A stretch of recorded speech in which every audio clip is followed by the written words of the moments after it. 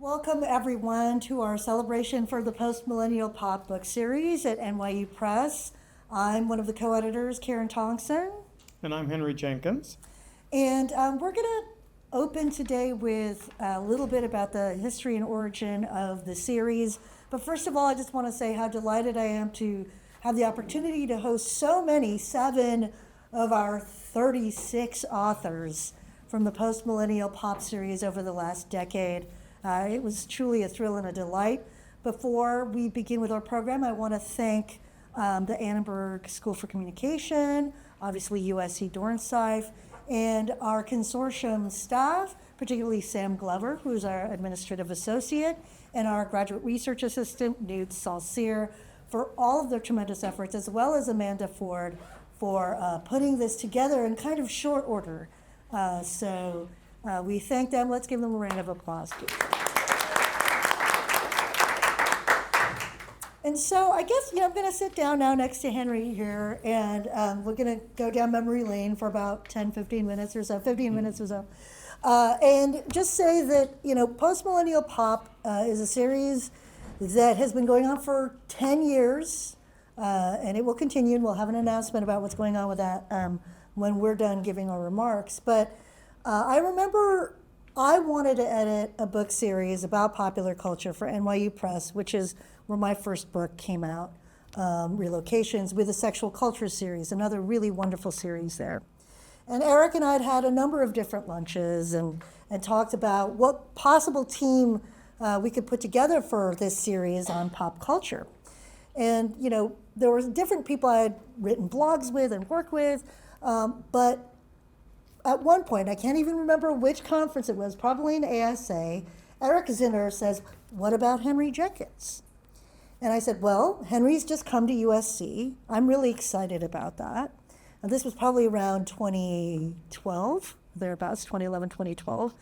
And I've never met Henry, but I've been a big fan and have always taught Henry's work in my fan culture courses. So let's see what happens. Essentially, we were match made to do this series together. I always say we were yentoed together. Yes. Exactly. And then I think we met at the University Club. Yes. I think we talked about probably Top Chef, Survivor, some other stuff. And I'll let Henry take over the story from here. It's like we're in When Harry Met Sally, and we're talking about when our relationship began. Henry, go ahead. Well, I had a relationship with Eric Zinner that goes way, way back.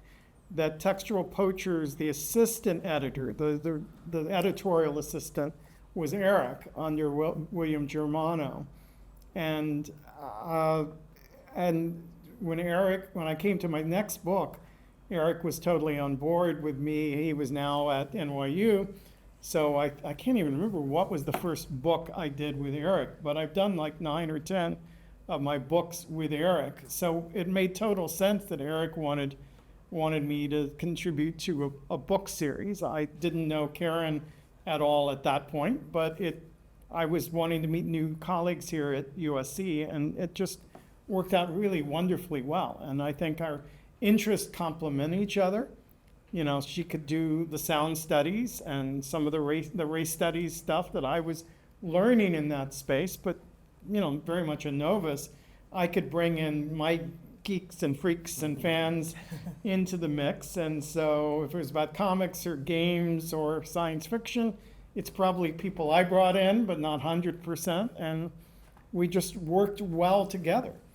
Yeah, and I think that the sort of Venn diagram of our fanish interests truthfully allowed us to see, whenever each of us separately would become excited about a project, it allowed us to kind of reflect on, okay, what is it that we'd have to kind of talk each other into it first before we even brought it to Eric, so that we had two different points of view on this broad thing called popular culture, and it worked really well. And I'll have to say that I've worked with many people who I've known before, but working with somebody who I didn't know so well, and but who then became a good colleague and someone who I could work with who was friendly, who I trusted, was really a wonderful thing about this series. I think in many respects, because we weren't super tight to begin with and didn't know each other to begin with, that we were more open and generous and kind to each other about our points of view. Yes, we're more and a respectful more than if we'd been respectful. closer, yes. Yeah, and I think so, and I think that led to like a lot of peace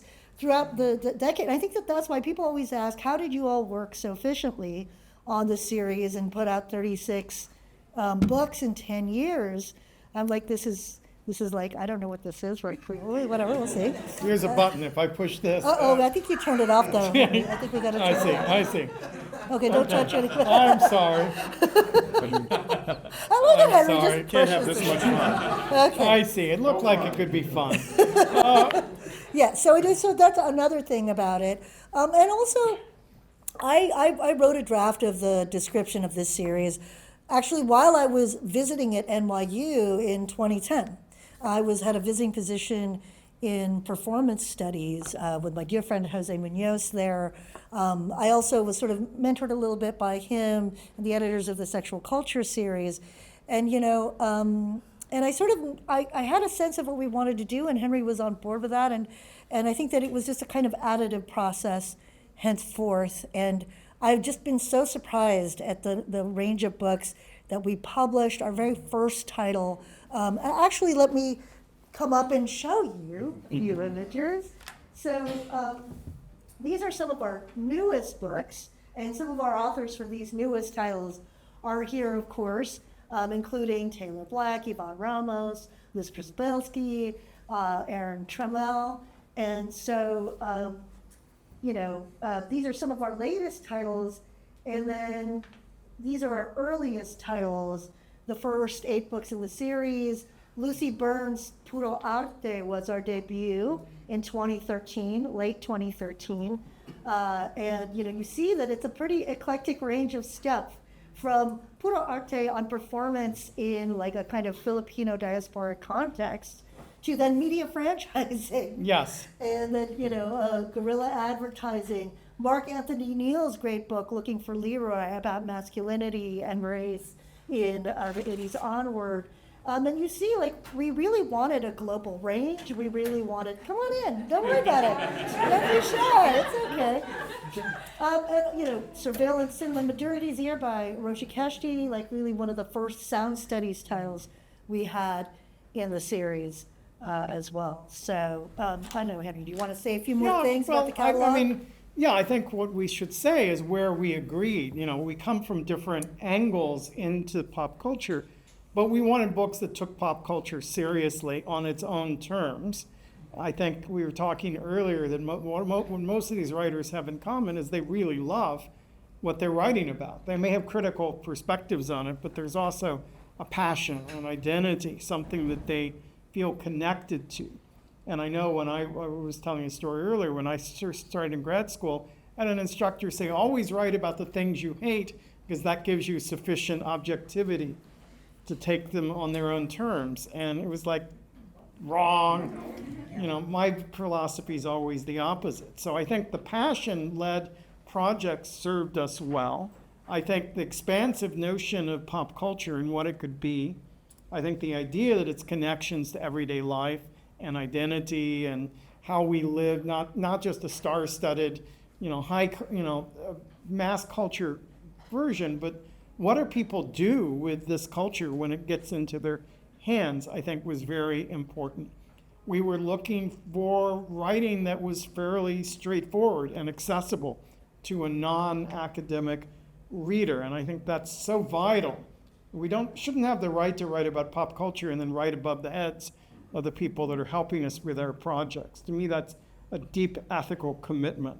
And so I care about the accessibility of writing. And there are some things, very good books, that we didn't accept in the end because they were not written at a level that would be broadly accessible. And I'm proud that we kept that standard up. And then I think partially because Eric did not want a book on a single show or a single filmmaker or whatnot, which sometimes we bridled against. Frustrated by, Eric, if you're watching, yes. But it forced us to go in a direction I think we both were inclined to do, which is books with eclectic corpuses, right? Mm-hmm. Books that cut across media. They're inclusive in the range of objects that they look at. And I think that's a hallmark of the series as we put it together. And I think that I really just want to continue from where Henry said, we pursued projects where it was clear and apparent that there was love or some form of intimacy, at least, with the object.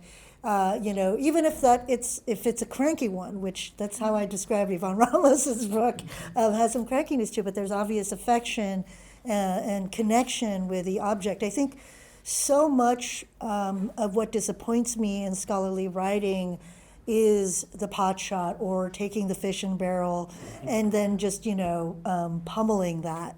And, being able to establish yourself as the critic who is righteous above the object. And I think that that's one of the things where even if it's a gnarled relationship and a disidentificatory one, we tried really, in a vexed one, we tried really hard to have titles across the board around attachment, including problematic attachments. And, just sort of as a glimpse into our process, I think that, people wonder what it takes to edit a book series. And, for the most part, the submissions come from a wide array of places. Some are sent directly to us, sometimes just to one of us. I think there are many times that we each fielded a submission from a person that we'd have to send to each other. And sometimes the press would connect us with an author. And then there are other times where we were the active pursuers of the writer, et cetera. So there's no one way to kind of enter into a series or into this process. But, and then what we usually did is that we learned, instead of just being excited by an idea and bumping it up right away, that Henry and I would first have to consult a little bit, chat with the author, and do a little bit of development on our own as series editors, sometimes to say, this is what I think, after we learn the process a little more, this is what it will take for you to get it ready for us to give then to Eric, who will then decide to send it out to readers, et cetera. And I think we became much better and more efficient at that process as time wore on for some of our earliest authors. Thank you for your patience with us as we learned that. But I think that we got into a kind of working rhythm, and I learned that Henry and I share some similar working rhythms, and that is you read a lot of manuscripts on the plane, as do I. Yes. It's blissful that we travel as much, because that's where you can just really zero in and focus on something. Yeah. But our aim really today is to give some of our authors a chance to speak a little bit about their relationship to publishing with us in Postmillennial Pop. I'm going to hand it over to them in a minute. But, one of the funny things about the series is that I spent so much time working on it that I never published a book in it until the very end. And that was a project that's very close to me called Norm Porn, and that just came out in November of 2023. Thank you. Very kind of you. See, you throw a party so that everybody has to clap when I mention it. But and I'm going to change the slide again. I'll get up elegantly and do so. Thank you. And you'll see that, you'll see this is basically my capstone to my contribution to the series. Eric and I had a lovely time trying to sort out the cover for this. I can tell that story another time. But it's so much, this book is so much about grief and loss and reflection. And I think that, while editing the series, I started editing this series in 2013, which was during a period of tremendous loss and grief in my life. And, and I finished editing it around a time where I was just coming out of that and then hit with other losses and other things. One of the things I write in this book is, especially in the epilogue, is that one thing we can be sure of is that more of the unfathomable, the difficult and the painful is to come. And, as much as, and then life is a kind of melange of the bittersweet, the highest highs and the lowest lows at all times. Even as a Virgo, I can't clear the path to have a pure experience of joy in any one moment over another. So that is the capstone that I leave with Postmillennial Pop. And Henry, who Yes. also has a capstone title. This book is coming out in January. It's a book that I've been working on for 30 years. It's the longest gestation period of any book I write, because I write fast typically, but life kept getting in the way on this book, and I finally was able to finish it, and it's coming out. And in case you're wondering, not as me, it's a picture my late mother took. I wish she would be so blown away at something she created being on the cover of a book, because that's not something she ever would have imagined for herself. And it's a book about children's media, children's culture after the end of World War II to the late 60s, as read through the lens of permissive parenting literature of that same period. So Margaret Mead and her circle, Benjamin Spock, Erik Erikson, any number of writers at that period who were preoccupied with what is a child, and particularly what is a boy. Because, I think early 20th century children's lit is overwhelmingly about girls, Wendy and Dorothy and Alice and all of that. But this period, very much about boys, and largely about whiteness and boys, white suburban all-American boys like Dennis the Menace, or the kind of white world that Dr. Seuss creates or whatnot. There is a chapter in there on black parenting debates of the period and things like Fat Albert, Bill Cosby's construction.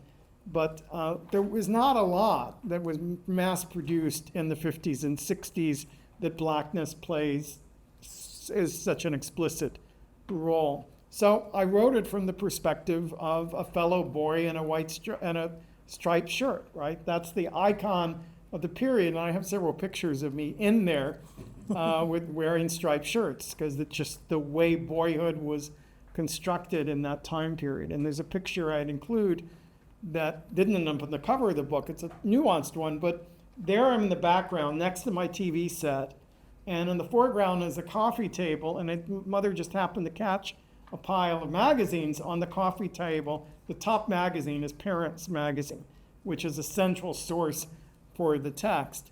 So I describe it as a book written trying to reconstruct what the adults were saying in the other room while I was watching, the cartoons, and how those two intersect, these two discursive productions. The parenting guides that are being mass produced in this period, and the explosion of children's media that emerged around the baby boom, and how those two align.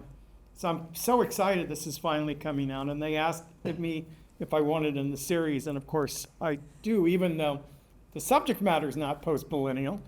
I'm maybe feeling post-millennial myself now, but Yeah. But it is really looking backwards, but in an autobiographical way that probably would not have been doable in scholarship.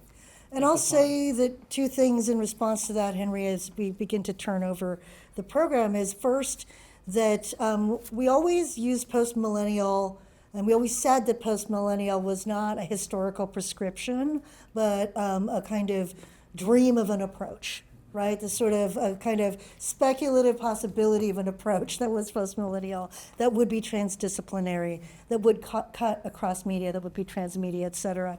And also just in terms of the personal reflections that you see here in these final books that we gave to the series, part of what we also appreciated and encouraged, and I think we hope continues in the series, is that we do believe it's possible to write, just to kind of put a circle around it, to write with scholarly rigor and interest and expansiveness from a personal point of view. And so that's where we sort of leave our voices at the end of the series. But I do have news about the series and its continuation. The series will be continuing. So far, we have, I believe, 2 out of 3 editors who've been selected and are ready to start along. And we have them both with us here, Ramzi Fawaz and Aaron Trammell. And we are so thrilled that it's authors who were nurtured by the series Yes. that are taking it over, and those are the people who best understand the vision of the series and what an impact it can have. So Yeah. this is a great situation. And it was beautiful. Yeah, it's beautiful to trust fall into the process and to have it come out so well. So that's it from us for now until we reconstitute as a roundtable and talk more with our authors. But without further ado, we're going to go with the oldest book to the newest book in the series and the authors we have represented here. So first up is Jennifer Stoever from SUNY Binghamton. And we're going to do a quick tech change. So get yourselves comfortable. And watch out for things. And now you use this USB-C. So it is just unplug everything. That's just the stuff out. What did it channel? Okay. Hold on. Pause. Flex up. Just let it. Yes. There we go. Super smooth. Like that.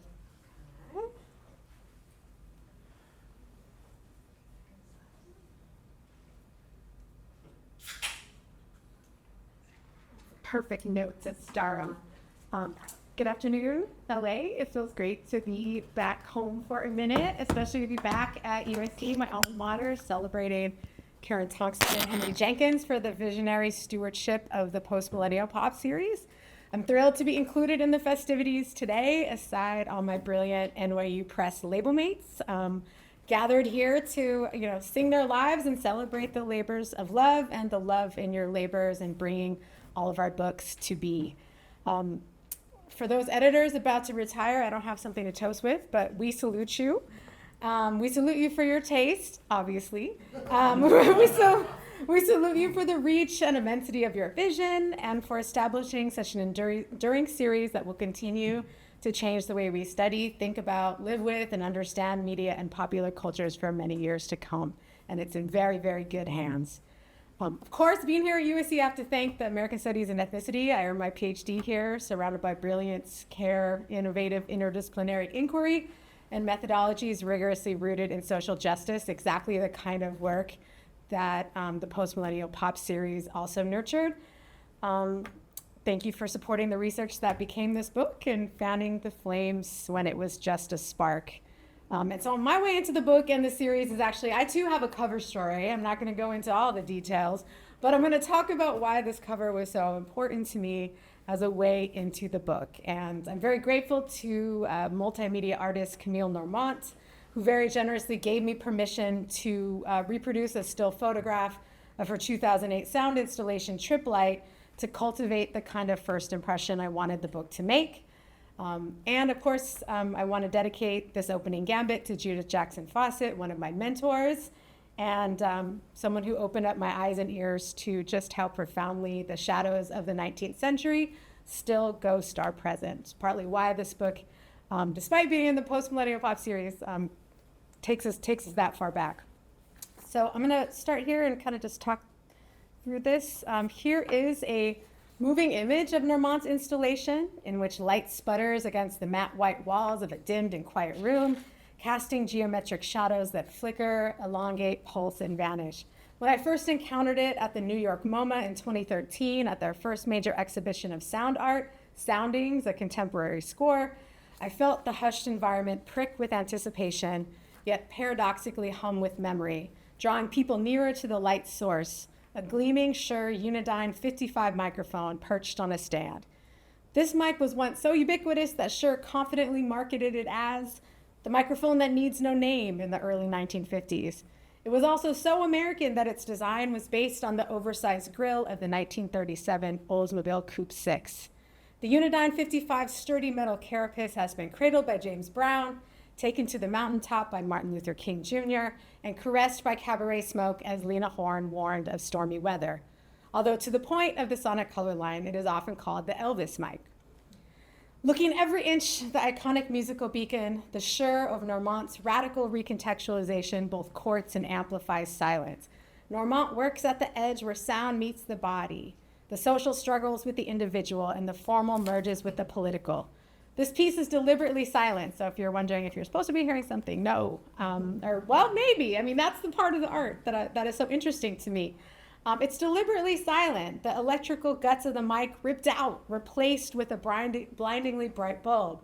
But even when stripped of its powers of amplification, the material heft of the Shure 55 evokes sonic presence and synesthetic consciousness of the space it takes up, not only in the room, but in the American cultural imaginary. The mic's shadows quite literally loom large behind it, creating wavy, cage-like striations that rhythmically shiver and dance on the stark white walls. The pulses of Trip Light so strongly evoke bodily experience that many listeners report hearing a song anyway, telling Normant that they could almost guess the melody. Observers become implicated listeners then when triggered by the silence and the absence of song, the presence of the mic's cage light, breaking the silence with internal music that teases minds and licks at bodies. Do they hear a new song, I wonder, or snatches of an old ditty? Is this song theirs or appropriated from someone and somewhere else? Do they hear something new emerging or just the same old song with a different feeling when the music's gone? It was these paradoxical tensions and silent mysteries that urged me to choose this work as the cover of the Sonic Color Line, a study of the snarled and deeply historical entanglements of sound, race, and listening in the US. Like the silent mask of shadows cast by trip lights' blaring illumination, America's Sonic Color Line flickered to life in quiet collusion with visual codes of race, yet auditory stereotypes have come to have a palpable life and function of their own. The Sonic Color Line freights seemingly intangible sonic environments with audible racial meanings. Hip-hop as a sign of Black masculine threat, for example, or a Spanish inflection on one's English, indicating a perpetual foreignness regardless of citizenship status, thereby distorting the auditory sense to perceive and proliferate the prison of racial hierarchy. Also like trip light, the Sonic Color Line causes listeners to hear things that aren't there. Racial inferiority or superiority in the pronunciation of words, for example, or in the level of ambient sound in a neighborhood, inflecting experiences, memories, and imagined futures with white supremacy's same old song. Normand's use of the Shure 55 in particular emblematizes the Sonic Color Line embedded in American culture and how its social realities are paradoxically realized and resisted through the auditory arts. Normand told National Public Radio that this particular microphone, so much from a certain period for me in American history, and especially my being an African-American woman, that evokes a very specific social tension. So you have, Normand says, the Billie Holiday, you have Elvis, the same microphone. It was a very abrasive social reality that was sort of offering itself, pouring itself through the microphone. At once an emblem of a notoriously scrupulous music industry and a commodity entangled in the dangerously duplicitous myths of a lost golden age, a once great America that can be made again, the Shure's heavy presence warns that the material equipment of sound recording, amplification, and broadcast are neither innocent nor neutral, born of desires and discoveries shaped by the Sonic Color Line, and often a technology facilitating it. The title Trip Light comes from the phrase Trip the Light Fantastic, kind of mixed up with tripwire, right? A military reference to ambush and explosion. And Trip the Light Fantastic actually comes from John Milton in the 17th century, referring to dance and a particularly kind of difficult rhythmic dance, but it came into its popular usage in America via vaudeville through Sidewalks of New York, most commonly known as East Side, West Side, from 1894. Evolving as it did from blackface minstrelsy, vaudeville performances continued to proliferate and circulate sonic stereotypes of blackness throughout the 20th century in ways that echo in the present, shoring up the Sonic Color Line and constructing a national listening ear trained upon Black aberrance. However, Black performers slipped the yoke of even the tautest Sonic Color Line, paradoxically using sound in virtuosic and fantastic expressions of agency. At the same time then, this microphone signals the agency of Black artists to sound against the sonic strictures of race, while simultaneously developing alternate ways of sounding, listening that rendered the Sonic Color Line mute and moot. My book is about, as much about how Black artists, musicians, and writers have worked to decolonize their listening practices and ours, as it is about how the white listening ear continues to imprison us. Normand's piece encourages liberatory listening, and toward this end, the microphone's flicker also operates as conjure, a casting of bones on the wall, a calling forth of ancestors whose technologized voices remain vibrationally present. Billie Holiday phrasing the hell out of strange fruit, for example, or James Brown with his bad self, singing Say It Loud, I'm Black and I'm Proud.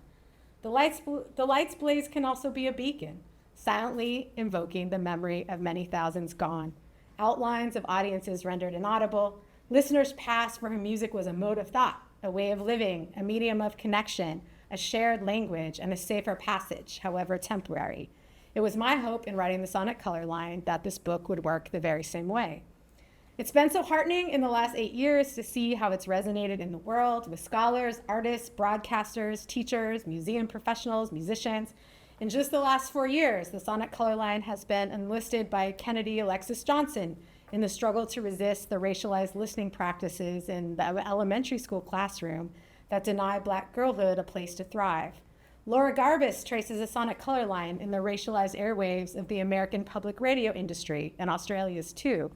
Vijay Ramjatan urges us to consider how the sonic color line structures the professional, resisting the racial-linguistic pedagogy of accent reduction in the workplace. Edward Kang, also recently from USC Annenberg, amplifies the sonic color line to challenge the epistemic limits of machine listening in a world increasingly and rapidly dependent on it.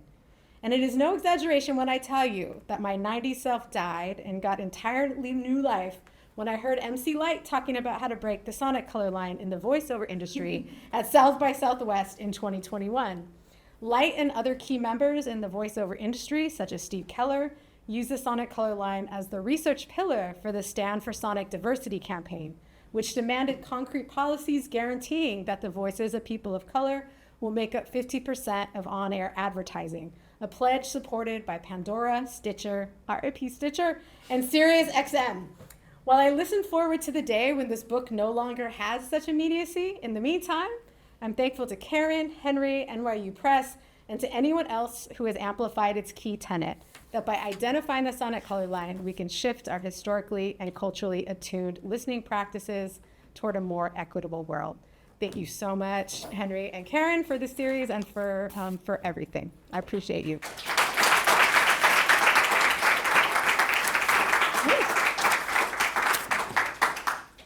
Thank you so much, Jenny. That's really wonderful to hear about the Sonic Color Line's legacy. I'd now like to invite future editor of the Postmillennial Pop series and other the new mutants, Ramzi Fawaz. And I think there'll be also a brief tech changeover. Oh, great. Yeah. Bring it to you. Yes, there will be. Can I use the microphone? Well, there is a microphone here that is, and I think there. I don't usually need a mic, as everybody knows, but my voice is a little bit out today, and I want to try and not overextend, but it's really fine either way. But yeah. Oh, I can. Great. Amazing. But here, I'll let you, because I Yeah, can't sure. No worries. connection. Beautiful. Okay. Great. Here, before we do that. And you will be amplifying on the stream, which I just checked Oh, great. Instagram and it is on. So, like, you don't need to worry about straining yourself.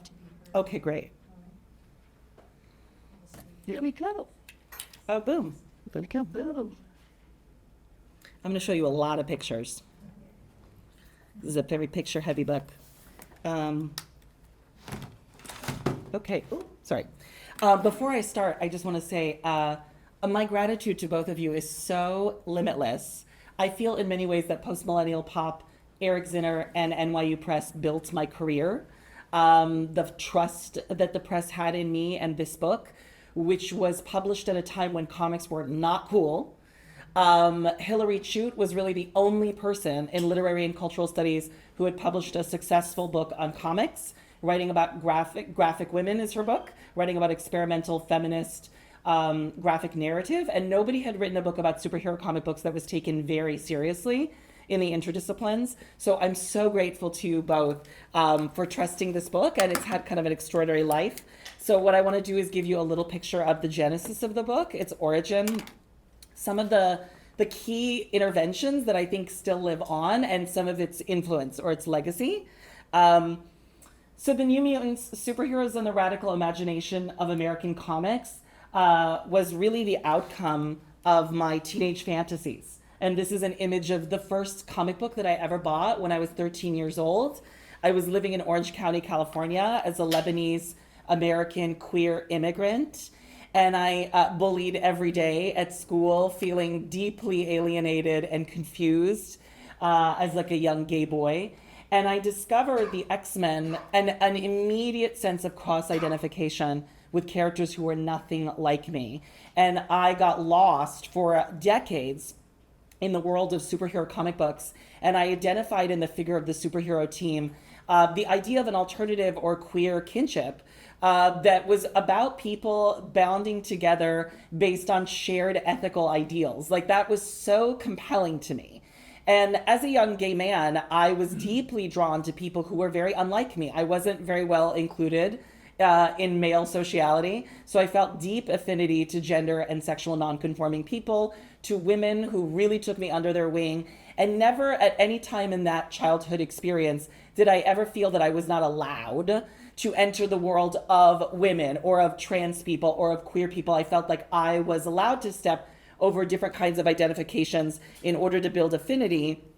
And comic books were like my fantasy realm for figuring that out, that work of cross-identification out. So The New Mutants was born out of, once I became a scholar decades later, was born out of a kind of a dual dissatisfaction. I was frustrated that people who had spent much of their career studying comics in the nascent field of comic studies tended to think about comics as interesting formalist projects that were deracinated or separated from the lives of everyday people. So there was an interest in the way that panels were arranged on the page, the way in which the formal production of comics came together, but less of an interest in how comics lived in people's everyday lives. And that seemed odd to me since my everyday life was so tied to my love of comics. And on the other side, I was fascinated by queer studies' complete disinterest in the medium of comics. Like, there was not one book about comics, there was not one word that I read about comics in queer studies that said anything good about them. I heard people talking about punk, about performance art, about, movies and camp film, but I never saw anyone talking about comics, and that seemed really odd to me. So I ended up writing this book that argues that in the post-war period, comic book creators returned to the superhero as a figure of queerness, a figure that was always genetically or species outcast from the human race, and as a result had become kind of an emblem for marginalized identity. What comic book creators didn't realize when they were making this creative shift, which they really wanted to do to sell comic books, was that there would be a young generation of social misfits, the new left, the counterculture, the hippie generation, women's and gay liberationists, etc., who were deeply invested in breaking the status quo and who would find common cause with these fantasy characters.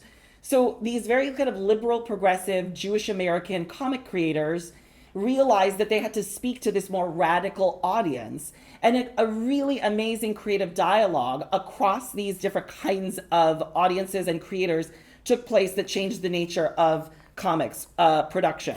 So here's me at 13 or so, a little younger actually. And Storm was like the character that I felt I most identified with, who was a Black woman who controls the weather and was nothing like me. Right, so here's a picture of kind of pre-war comic books, which tended to be, not always, but deeply nationalist, masculinist, etc. And here's kind of the new generation of misfit comic book superheroes that I write about. And we see a little bit more of them here. So there are three kind of intellectual departures that the book takes that I'm very proud of and that I think still make it very distinct in American cultural studies. And the first is that the book returns very deeply to this like very old and foundational concept of cultural politics. The idea that mass media forms, not just experimental or performative or esoteric media, but mass media forms can be central to the way people do radical politics or politics otherwise, when the civic or public realm has been foreclosed for different kinds of marginalized people.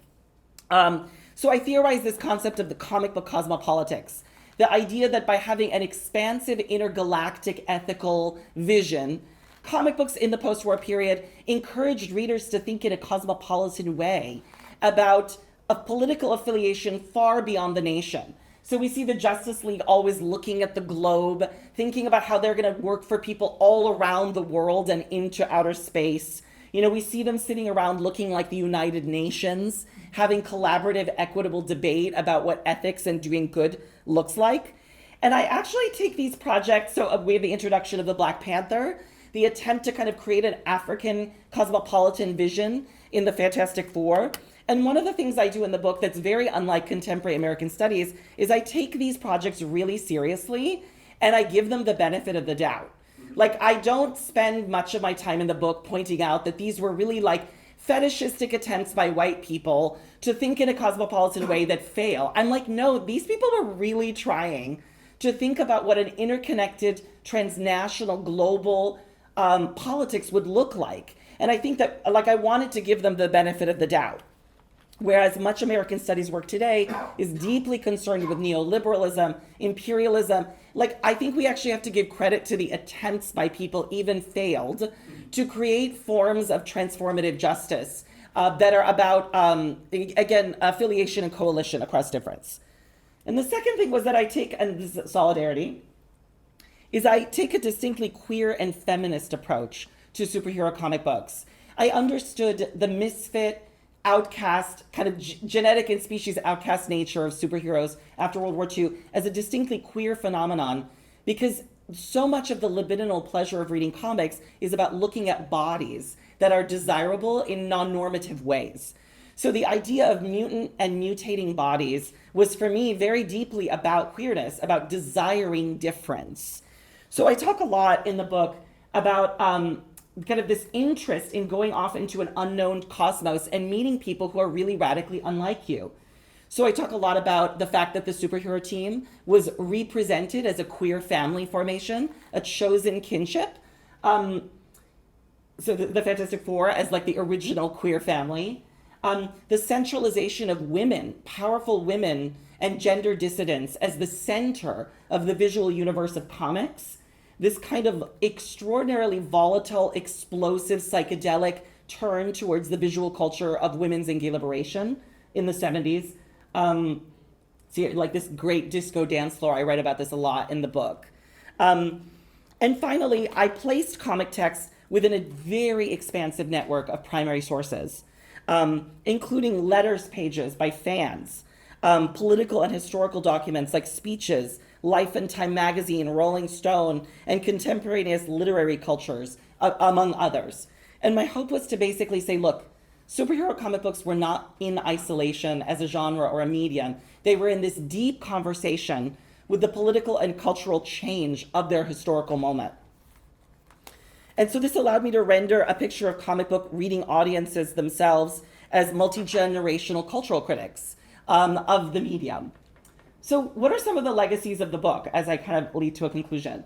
One thing I never expected was that the book would end up being the catalyst for the birth of queer comic studies, a subfield now that not only distinguishes itself from comic studies proper, but is essentially its own strand of thought within popular culture studies.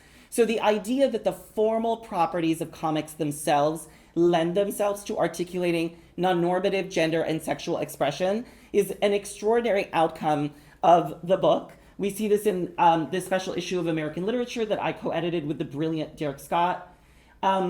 Derek Scott's own brilliant new book and Margaret Galvin's amazing new book, Invisible Archives of the 1980s. We also ended up co-editing, me and Deborah Whaley and Shelley Strebe, Keywords for Comic Studies, which has been one of the best-selling keywords books in the history of the series, and really allowed us to show that there's not only just a few people doing comic studies, but like hundreds of people. And I also have written extensively in the wake of the book. I wrote an article for Social Text in 2019 about kind of the ongoing effects of what it means to think about the superhero as this icon of queerness in this moment when the genre of the superhero is so dominant in our culture.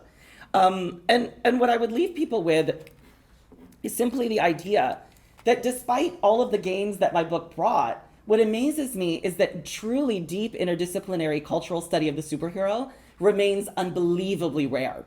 There's really only 2 or 3 books because there is such a tendency in American studies to want to do ideological readings of cultural politics that people don't know what to do with the genre except to say that it is racist or sexist or homophobic, etc. But the genre's power in our culture is so expansive that we actually have to face it with more depth and creativity. So I really hope that the book continues to inspire people to write about the superhero genre in multidimensional ways. And I'm so grateful that I was trained by people that kind of prepared me to be able to write that kind of book. And I'm so happy that it sits kind of in the firmament of Postmillennial Pop. So there you go.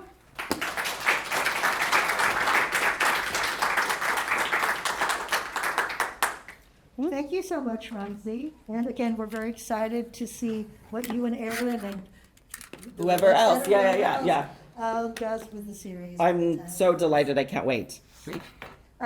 From comics to video games, I'm very delighted to bring up Bo Ruberg, the author of Video Games Have Always Been Queer, which is another field creating, I think, text. We're so proud to have published it. Welcome, Bo.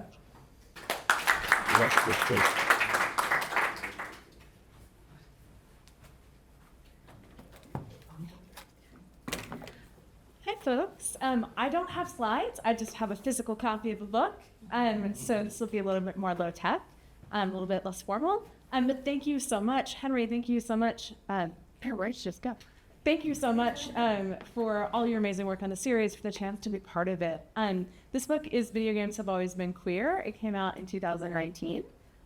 This is a project that's very near and dear to my heart. I actually wrote most of it while I was a postdoc here at USC. So it's very cool to be back here talking about it. So this is a project that really came out of the work that I've been doing for a long time on gender and sexuality in video games. I worked as a games and tech reporter in the early 2000s. I helped organize a conference for a number of years called the Queerness in Games Conference, which started at Berkeley and then came to USC and then just got to Concordia, which is an event for queer people who play games, who study games, who make games, to all come together and explore that. It's an area that people still sometimes think of as very niche. We have a sense that video games are kind of a homophobic medium, homophobic culture. There are still absolutely a lot of issues with discrimination in games and games culture. But what I've found over the years is that games are often immensely meaningful to queer people and trans people as places for queer expression, for finding queer community. I myself am very drawn to thinking about queerness beyond representation in games. So not just looking for LGBT characters or storylines, but thinking about how the structures of games, the experience of play, the way that they're designed, might in some way resonate with experiences of non-normative gender or sexual identity. So the project is kind of theoretical in nature. So it makes the argument that all video games, even those that seem to have nothing to do with queerness, can be understood queerly. So it kind of does a pairing of what we might think of as traditional or particularly influential queer theory texts with different video games. So each chapter kind of is a pairing in that way.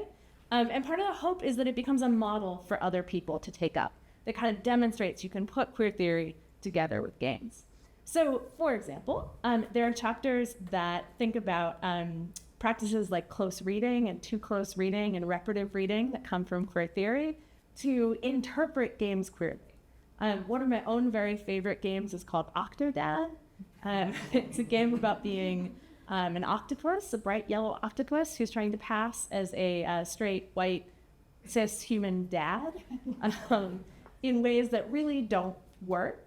But it's a game that's been mostly interpreted just as kind of silly and fun, but it's one of these games that as soon as we scratch the surface and start thinking through a queer theoretical lens, we can see how it really resonates with experiences of queer passing, trans passing, racial passing, and it kind of opens itself up as a queer game. There are other games in here that come from what I have come to call the queer games avant-garde, which is a whole world of now, frankly, thousands of game creators making these small independent video games that are really by queer folks about queer experiences and for queer players. And those do a great job of modeling what I think of as queer design. So, for example, there's a game I talk about in here called Realistic Kissing Simulator. It's not realistic. It's funny that there are online reviews for this game that are like, I thought it would teach me how to kiss. But it's a great game because it's played by two people and you have just two faces together on the screen. You have these long floppy tongues and what you are doing is just licking each other. So there's no goal, there are no points, there's very basic controls. The only thing that's structured about it, the only thing that's designed is the consent mechanics. So you have to press certain buttons to consent, you can withdraw consent at any time, but otherwise it doesn't look like what you think of as a game. It looks like a more free-form play experience, and in that way really challenges what we think of as intimacy, sexuality, and the kind of game-likeness we normally ascribe to heteronormative intimate sexual contact. There's also part of the project that's about queer play. So what it might mean for players to play games in ways that were not intended. So maybe to take games that are supposed to be fun and play them for pain, for exploring, personal loss, for exploring boredom. You're taking the pleasure of games, the normative pleasure, and finding new queer pleasures. So through practices like speed running, if you're familiar with that, where you might play a game as fast as possible using glitches. There's new work coming out now about the kind of trans resonance of speedrunning and the prominence of especially trans women in speedrunning communities, which is really amazing work that's extending this in new directions. So the kind of overall goal of the project is polemical, I think, which is to say that this is a medium that queer folks and other marginalized folks have been historically really pushed out of. It's a medium where, I started receiving death threats in 2005 from strangers, where if you publish online and you say video games have meaning, right? They are encoded with issues around gender, sexuality, race. People come out of the woodwork to tell you that that's unacceptable, that we cannot read games in that way. They're very invested in shutting that down. And so arguing that queerness is in games, not just queer games you think are queer, but all games, is a really, I think, important way of saying, no, this medium belongs to us. And in fact, it doesn't just belong to us now, it's always belonged to us. It's really exciting to hear from other projects, like how the work has been taken up and gone forward. That's really cool. I feel like a similar thing, I feel very lucky, has happened with this book, where it has been taught and kind of drawn from in the way that I would like, which is that it's seen as a model for how to use the same kind of interpretive framework for other games and to go out in the world and say, well, that game and that game and that game. And then the challenge, of course, is to think in new and expansive ways. It also was super generative for me. So as I was writing it, I was also working on what I think of as like a sister project, which is this book, which is not part of the series, called The Queer Games Avant-Garde. And while I was doing this theoretical work, it felt really important to me to also be talking to people and talking to the queer and trans folks who are making some of these more experimental, scrappy, independent games. So this book inspired me to do interviews with queer independent game makers for this book. And most recently, I have a new book that's under review. The full draft is in. Hopefully the comments will come back in just a few days. With NYU, that's about queer world building in games. So this work really kind of inspired me to think beyond games and how can the kind of worlds we see in games inspire us to remake the world around us in new queer ways.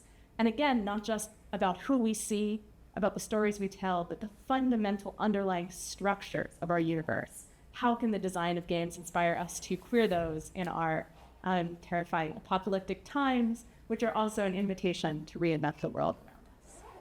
So that's the project. Thanks so much for listening.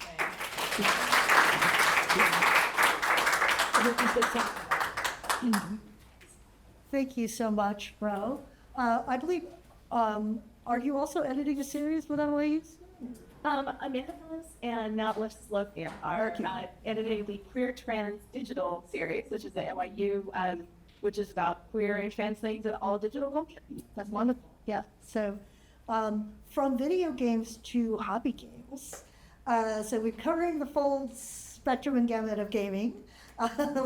We have one of our other new editors of Postmillennial Pop and an author, Aaron Trammell, who's the privilege of play, focuses on hobby games, race, and geek culture. Aaron, please welcome.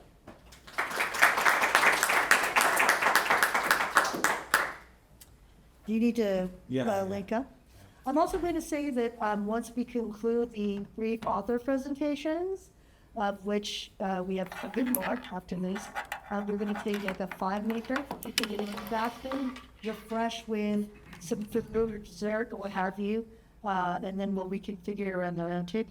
So I'll hand it over to Aaron now that he's plugged in. And just be ready and know that it's break is coming. Hi everybody. It's That's one of the coolest things I've ever done as an academic. So I'm just so happy to be here, and it was a pleasure to work with Karen and Henry on this book. They gave me excellent feedback from day one on it. I still remember meeting up with Karen at the coffee shop over there at USC to talk about some of the chapters that I had ideas for. And I had a number of conversations actually with Henry when I came to USC about this project. And I remember one of the best pieces of advice I ever got was, well, why not more than one book? Yeah, it did become more than one book. But yeah, this book is The Privileged Play, and it just came out of Postmillennial Pop. And it's kind of addressing a moment that's happening in hobby games right now that you may or may not be familiar with, depending on how close you are to the hobby game scene. But right now, there's a sort of generational shift happening in the story of hobby games in North America. So here you have one of the most popular hobby game reviewers in the world. That's Tom Vassell over on the left of this slide. And one of the most popular hobby game designers in the world, Eric Lang, over on the right. And they're discussing in this moment, this screenshot happened right after George Floyd's murder. They're discussing why the hobby game scene isn't inclusive, why Eric feels uncomfortable every time he sits at a gaming table at a convention. And Tom, who runs this hobby game review site, basically is sweating in this thing. He's noticeably, visibly uncomfortable as he tries to make space for his friend, but they talk about a really, really difficult subject that he feels uncomfortable with. And meanwhile, in other parts of the hobby game community, you have people like Rado, who does these other hobby games reviews, wearing his Black Lives Matter shirt, which he's worn consistently on his channel ever since the murder of George Floyd. So suddenly, this one political moment in our world became a really big moment in the hobby game world, which has notoriously been very, very white. Other things have been happening in it also. There's a site that collects all sort of like board game information ever. It's a huge database called Board Game Geek. And they had shifted, I think it was 5 years ago, from what the community jokingly called the Aryan logo to what is now the orange logo down in the bottom right. So that was a big controversial thing actually when that happened in the community.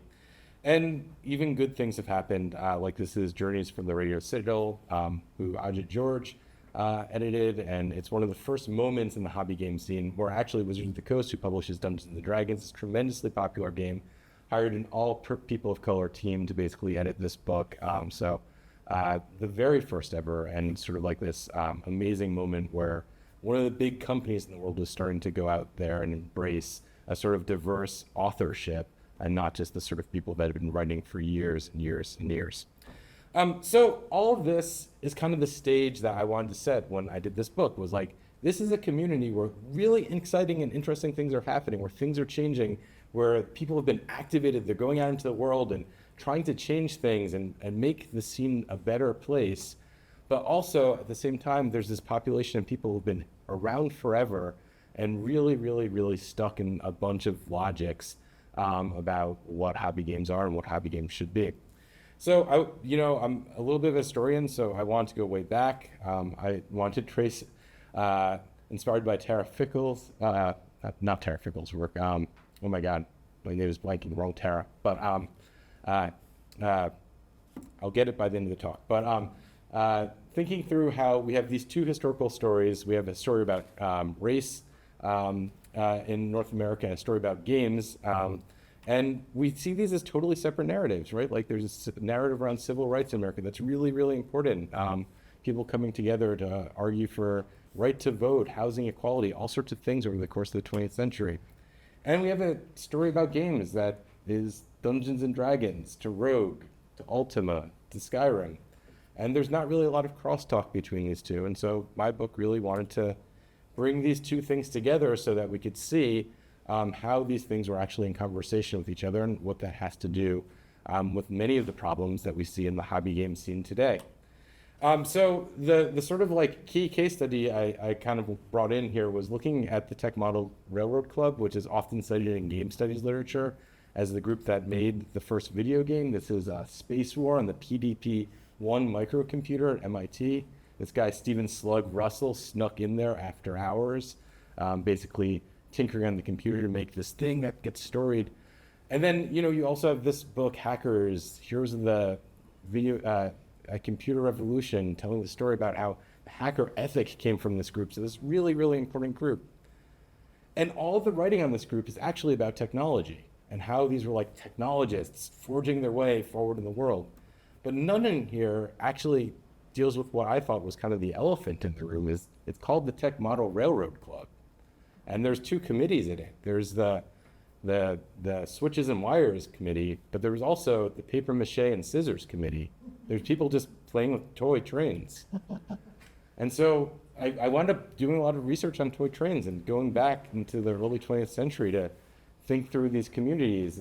This is like what like a Woolworths or something would look like with a diorama of toy trains in the holidays, bringing people to see the electricity they had. Because if you had electricity, you wanted to show it off. It was the killer app of the early 20th century, was electricity. And so, yeah, by the 1950s, every boy, usually boys, wanted a model train for Christmas, and that was a big thing. Part of that story is you had this guy, A.C. Kalmbach, was a proselytizer. He ran a religious press in Minnesota, and he converted it to become a model train hobbyist publishing press that published a magazine that he's holding there called Model Railroader. And Model Railroader had a lot of really telling content in it. This is basically, there's like hundreds of issues and every cover looks exactly like this. Not really a joke. It's maybe different colors, but it's this guy and his son every single time over and over. And you find, ads that look like this in it. This is advertising the sexy HO line, which was easier to bend than some of the other model train tracks that they'd sell at the time. And, so you can see who this is for. Obviously, this is for the men. There were articles on how to construct, how to design these sort of train tracks, how to build and paint these things, make them really, really interesting. There was also a fan fiction that I've just got to talk about it for a second because it was so wild, but it's like dad installs a model train track in the attic and he bonds with his son over it, so it's really important. Then all of the boys in the neighborhood get really excited about this, but they have to keep it from mom because she's upset. But then he starts sneaking into their basements to design other model train tracks. And it becomes popular, but they also have to keep it from mom. So it's a really gendered thing. It's about dad, very much about dad, and how dad is really the center of the sort of model train universe. But there's also stuff in this magazine that was really telling about race and the sort of white culture that this came out of. So this was a comic strip that you can see that was in all of the magazine. It's called Silver Plate Road. It stars a guy named Van. He's wearing this sort of conductor hat, usually. And the gag in every single comic is that Van will do anything. He'll stop at nothing to play with his model trains. So basically, you've got this example where he's like on his honeymoon, but he sneaks out to play model trains with his friends. He's at a stag party, a bachelor party, but he finds a way to huddle with the other guys in the corner to do model trains. His wife wants to do laundry, or the help actually wants to do laundry, but Van is playing model trains. And here he's an ambassador at some sort of showing, but he and the other ambassadors play model trains. And here, I think it's really telling because you see how the help is depicted. You see who the help is. This is the sort of worldview of the sort of white hobbyist that went on to trailblaze through the hobby so much. And so when we talk about the Tech Model Railroad Club, and we talk about how innovative they've been and how they've, changed the future of games and how they've, created this sort of like hacker ethos, information must be free came from them. We also have to remember that this came from a very white community that saw themselves as above the help in a number of ways, and really, really didn't recognize the privilege that they had to play with these things. And so, to conclude, that's really what this book is about. It's telling the story about how access to leisure let people into these networks that were really, really powerful over the course of the 20th century. And even in the games today, and in fact, the reason that we're having battles in the hobby scene over who controls and who gets to publish about games today is because that access to leisure is really, really, really valuable. And so that's the privilege of play, and it's been a privilege to write that for this series. So thank you all for opening us up so a bunch of misfit people like me writing stuff that a lot of places, and I think the Academy don't really care that much about, could have a home for a book like this that might go on and change the world. So thank you.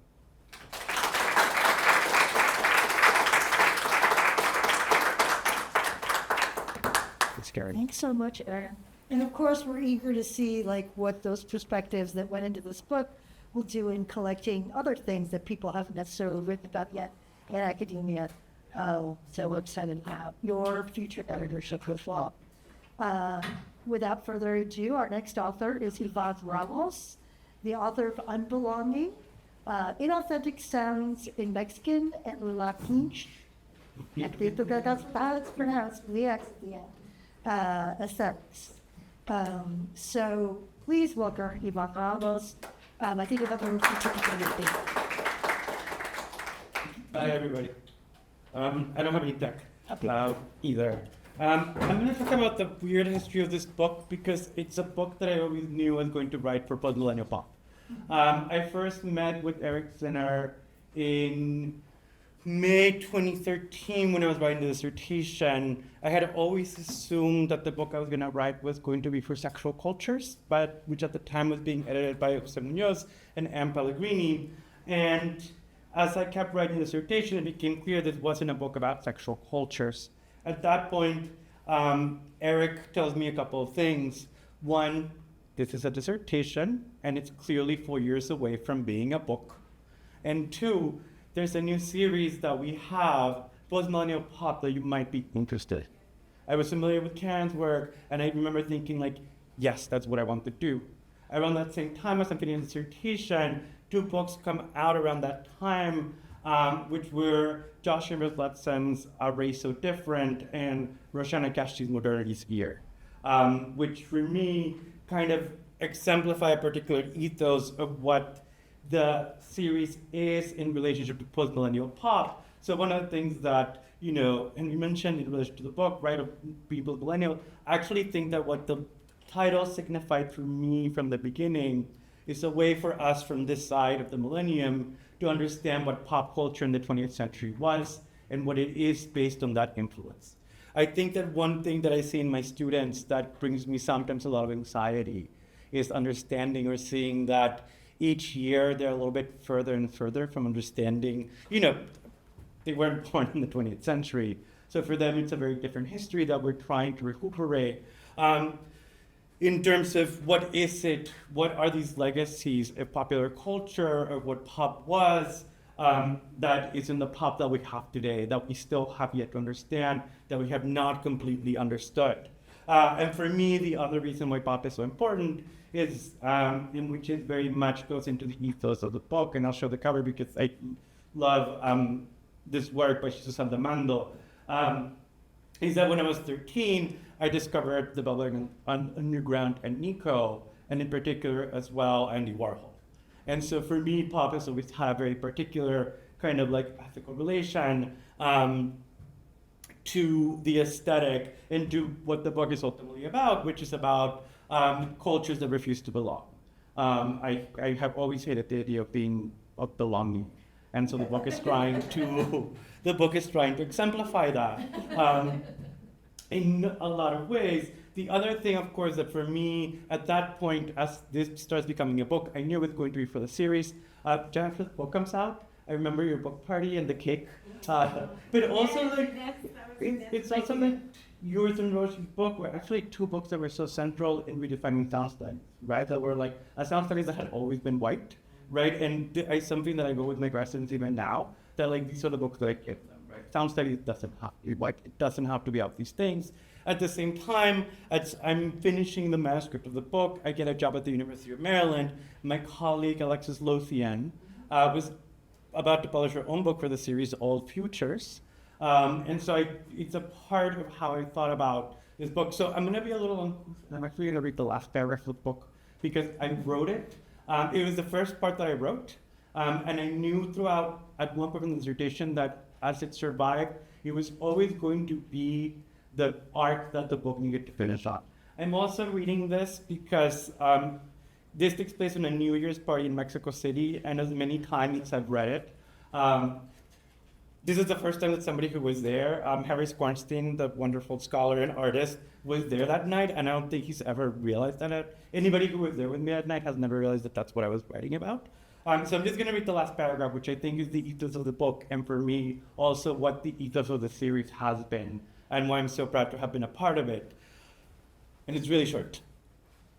On New Year's Eve, I find myself dancing in Marrakesh, a gay bar in Mexico City that plays a diverse mix of music, from current pop hits to cumbia to 80s Mexican divas. The club was packed with bodies that sweated and danced until time lost meaning. Suddenly, this midst, there is a light that never goes out, took over the sound system, and the place erupted. We jumped, danced, and loudly sang along. And if a 10-ton truck kills the both of us, to die by your side, well, the pleasure, the privilege is mine. The ecstasy of the song united the bodies in the club, a shared affect decipherable between those of us who were there singing along. But the moment stretches beyond this club. And this night, to lonely queer Latinos singing in their teenage bedrooms, to a girl crossing the border hoping to make a new life, to other countless yet indefinite memories of driving alongside a friend in a car, thinking that if the end struck, if it were all to end right now, even for this fleeting moment, the pleasure and the privilege was ours. And I'll end there.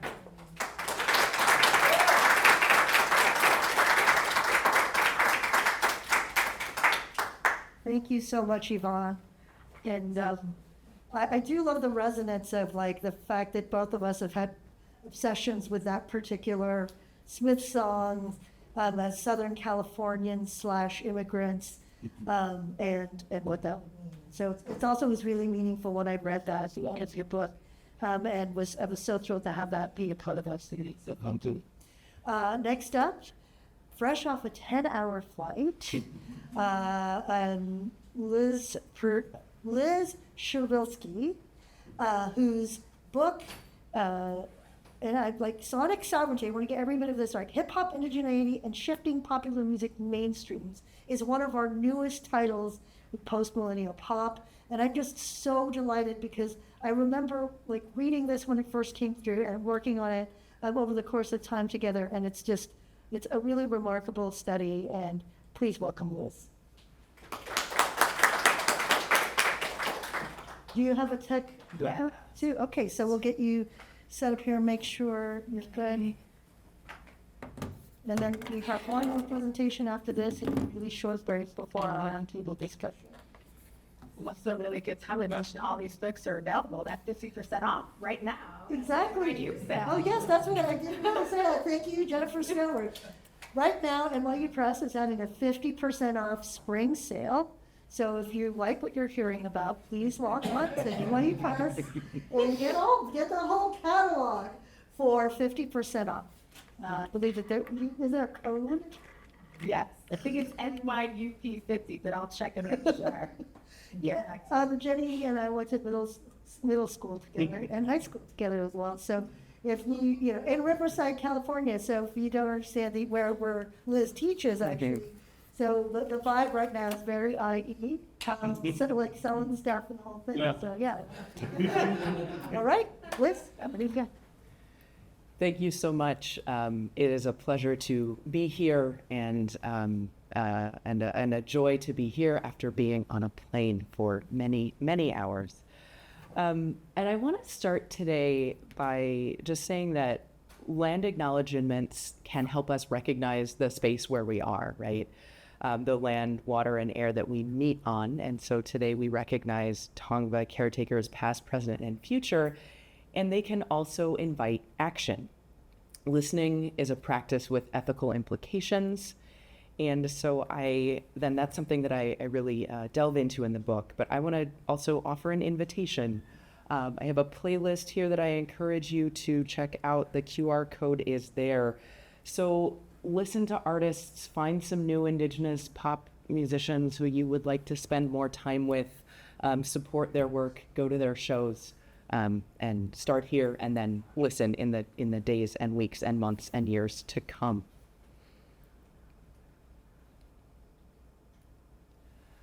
So I'm grateful to Karen and Henry for their support for my book, Sonic Sovereignty, which you see here. and the book reflects more than 15 years of my work into how hip-hop is functioning musically and socially. I've had the honor to learn with and from musicians and indigenous music industry professionals, including broadcasters and festival organizers. The book draws from my ethnography, from scholarship and practice of hip-hop scholars, artists, and from indigenous studies research. And I want to extend a particular thank you to Karen and Henry for encouraging me to follow what I wanted to do, which was really to explore with different kinds of writing from different viewpoints, and to being able to change prose throughout, and to just really allowing me to go on this journey of writing about the same musical passage multiple times, inviting the listener to come with me, and trusting that we were going to end up somewhere worth going in this somewhat unusual narrative structure. So thank you for that. So this is also a book about listening. As I was mentioning, I listened multiple times to what is ostensibly the same piece of music, and I ask the reader to travel with me. The idea of being open to multiple perspectives and positionalities gets at the heart of sonic sovereignty, which is a term I'm using to describe an embodied practice of indigenous self-determination through musical expression. It draws on indigenous modes of storytelling and also on the unique properties of music, which is our focus today. The book invites you as audience to pay attention to genres of Canadian hip-hop and to important Canadian hip-hop legends like music from Maestro Fresh West, Cardinal Offishall, Drake, and Shad. Even if it's just in your mind, I want you to sing along with US-based artists like Queen Latifah and Monie Love, and of course, to listen expansively to Indigenous artists like Equal, Drizzt, Frank Wong, T-Rhyme, Inez, Lorenzo, Tall Paul, and The Hallucination. Together, we can think into alternative futures and honor Indigenous survival and resilience. So what are some of the ways that we can listen into sovereignty, and what does it feel like to listen and re-listen across time? To address this question just very briefly today, I want to narrate a listening moment together.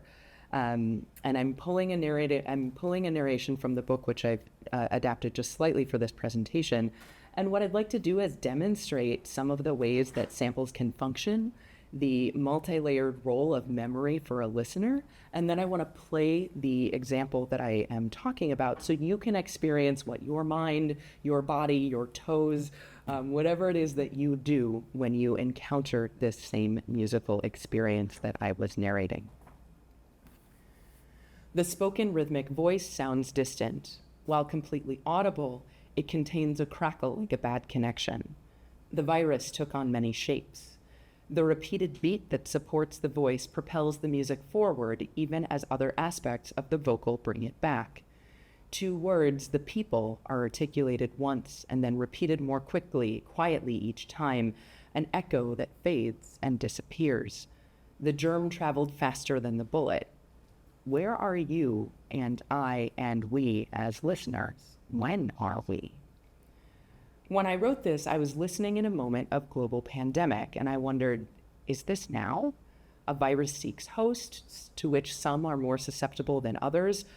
A virus, in some ways indiscriminate, unleashes more damage on some whose armor is thinner for all of the reasons we know but sometimes ignore. I'm listening to this sound emanating from my computer speakers between teaching a class on Zoom and having another meeting online. I've listened before many times, alone and with others, with friends and students and strangers. When my students have listened to this music, they've responded by focusing on a variety of ideas, often protest and survival, or on specific musical elements, vocal timbre, wordplay, intricate electronic drum beats, deep bass. A drum beat crystallizes, and then a voice sings over the mix. A melodic arc with a focused timbre, it repeats high in the song's pitch range. The sound is familiar to me and grounding. Together with the drum, it brings me from this unstable sonic world to the known place of a powwow. The Black Bear Singers' voices and drum anchor my sailing ear. In time with the instrumentals, the voice articulates drum beats by region, and I travel with it. I'm in a gymnasium or an arena, or on a grassy field.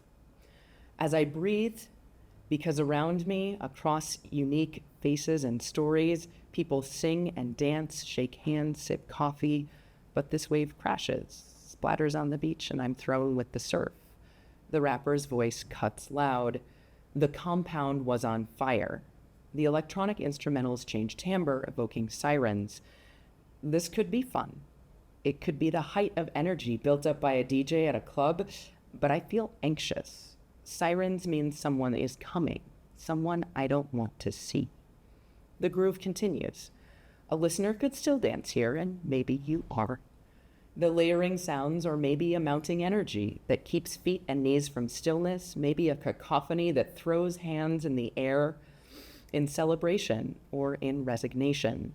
The rapper Saul Williams' voice continues, making the narrative move forward into the past. The missionaries never hid their perspective. He works with the collaborators to tell the terrifying story of the virus, of land prospectors, of the orchestrated efforts to make indigenous people disappear, and the people articulate and re-articulate. The singers continue. This is a story of resilience. The refrain comes back, the compound was on fire, and the sirens return. I hear them differently on this repeat. Maybe you do too. Even though they sound the same. Maybe you're still dancing. Maybe your movement changes as the beat distills at the end of the song, clarifying into a less frenetic form. Maybe you clap slowly with the electronic sounds that pulse as if palms together. Musical practices of sampling, layering, and speech-sung verse, drawn from hip-hop and embraced by related genres, bring listeners back and forth in time and let us travel in space. Here, the DJs of The Hallucination and the collaborators Black Bear Singers and Saul Williams play with ruptures. This song, Virus, was released in 2016, yet through listening, it does not exist solely in that moment. And now let's listen together, and you can invite in whatever comes. Let me just see if I can get that through the sound in the room.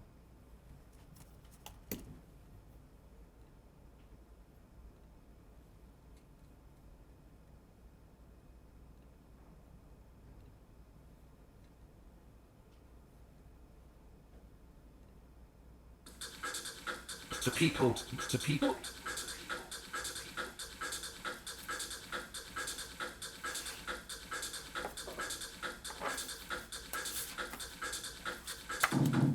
The virus took on many shapes. The bear, the elf, the ant, the elephant, the deer, the mineral, the iron, the copper, the gold, the rubber, the coffee, the cotton, the sugar.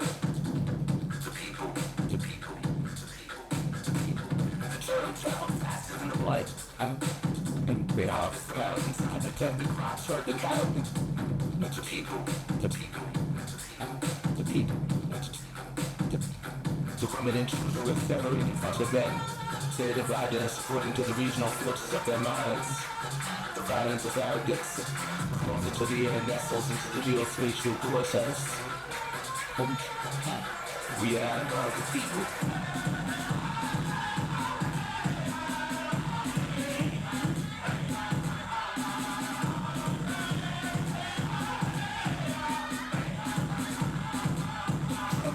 Region.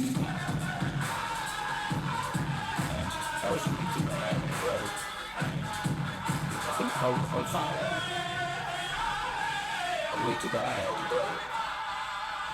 The compound was on fire.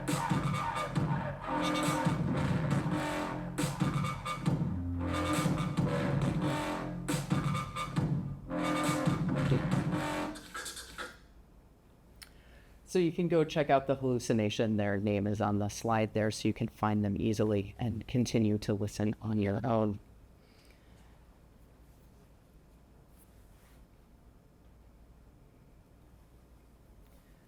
Hip-hop can use breaks and samples to make time go backwards or loop and stop. When you, as reader-listener, become attuned to multiple ways of listening and practice listening outside of linear time, then you're able to sit in the idea of a kind of musical sovereignty that brings in artist self-definition, collective determination, a collective determination separate from nation states, and indigenous land rematriation. And I'll stop here to just leave some things to germinate perhaps in the roundtable discussion. But I do want to end with a particular thank you, given the time that this book was in the publication process. I went through the publication process with Karen and Henry at the height of the COVID pandemic, and I know this was a challenging moment in publishing and in life. So thank you both for being with me on that journey in that particularly troubling moment. And I'm excited about the work that this series is going to continue to do as we face other challenges together. So thank you very much.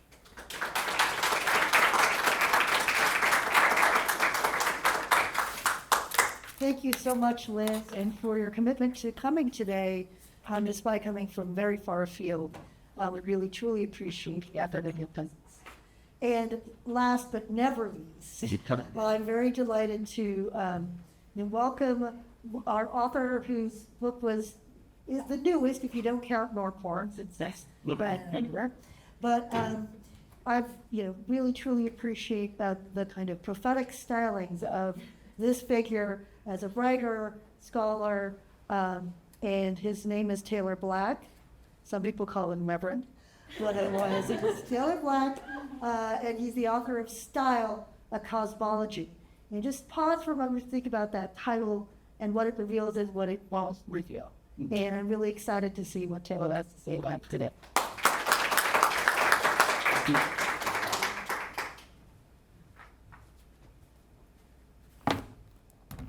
Thank you, Karen. Thanks to both of you for what you've done for almost all these books are so amazing. I mean, I can recall reading and the books I didn't read, just staring at covers of books that existed as I contemplated whether or not, I had the nerve to make one of my own exist, and it's just amazing. Especially, and I feel like I can feel this in this room, but because all these books believe in popular culture. They inhabit it, and they let it inhabit the work that we're doing. And it's just so amazing. Karen was mentioned earlier when you were at NYU in 2010. I was selling coursework. This is a bonus. This story that gets to make me seem young. But mostly it was just, I remember I was at the end of my coursework, and and that thing that you were talking about writing about what you hate.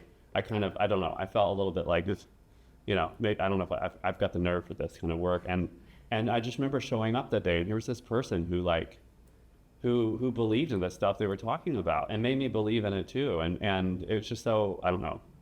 I appreciate y'all's presence and that and that we're all here, in the same spirit of belief. I'm going to talk to you a little bit about not the book, but I'm gonna tell you a story that comes at the end of the book as a way to maybe tell you what it's about. The book's called Style, and it's about becoming more like yourself. It's about distinction, but it's also about the ways that distinction offers a mode of relation with others. The book is, hold on, it's not about using PowerPoint. That's what the book's not about. Slideshow. Oh yeah, and I'm gonna learn the sound thing. I'm gonna go ahead and figure all that out now, because as we learned, it's not automatic. All right.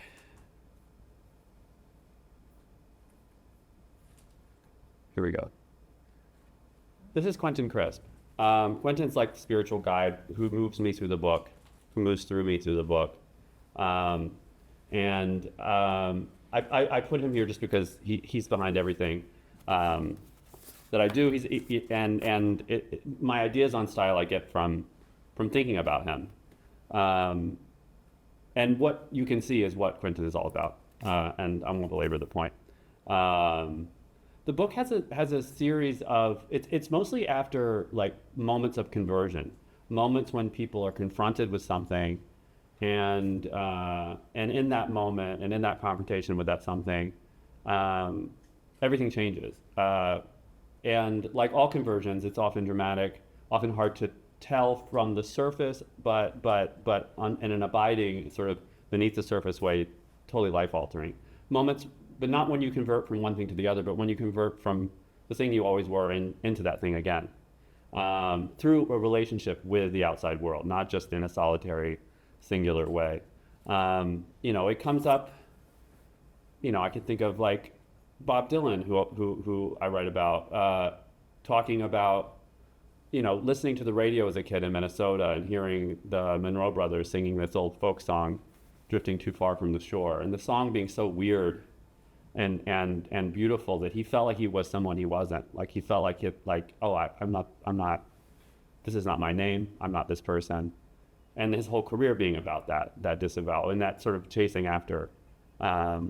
It happens in the book with Zadie Smith's essay on attunement that I come back to again and again and again, that came out in the New Yorker in 2012, about her professed hatred of Joni Mitchell, that she calls herself a Joni Mitchell hating pilgrim. Her lifelong hatred of this wailing white lady, that she could never get away from. And then she describes being on this road trip with her boyfriend in England, and he puts like River on, I think, and she complains about it.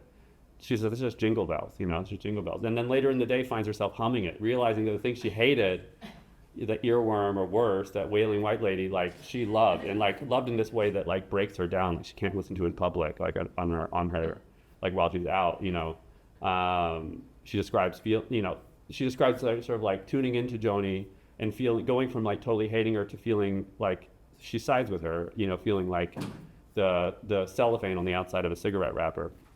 It happens with Quentin Crisp, who spent most of his life working as a nude art model, and realizing as he's standing on the dais in front of art students and posing that everything that had sort of victimized him or made him vulnerable to other people, his effeminacy, his extravagance, that was actually coming from a place of control over them, or desire to control over them. And in that moment of posing, sort of realizing that he could turn the tables a bit, turn violence into style. So that's all going on in this book. And I end the book by talking about a video that actually I remember seeing around the time I met Karen, and it's this 2-minute long YouTube video that I basically just recreate at the end of the book, which is pleasurable. We just had a little bit of that. That I memorized note by note. I was like looking into a mirror. This is me, by the way. And that's how that happens. And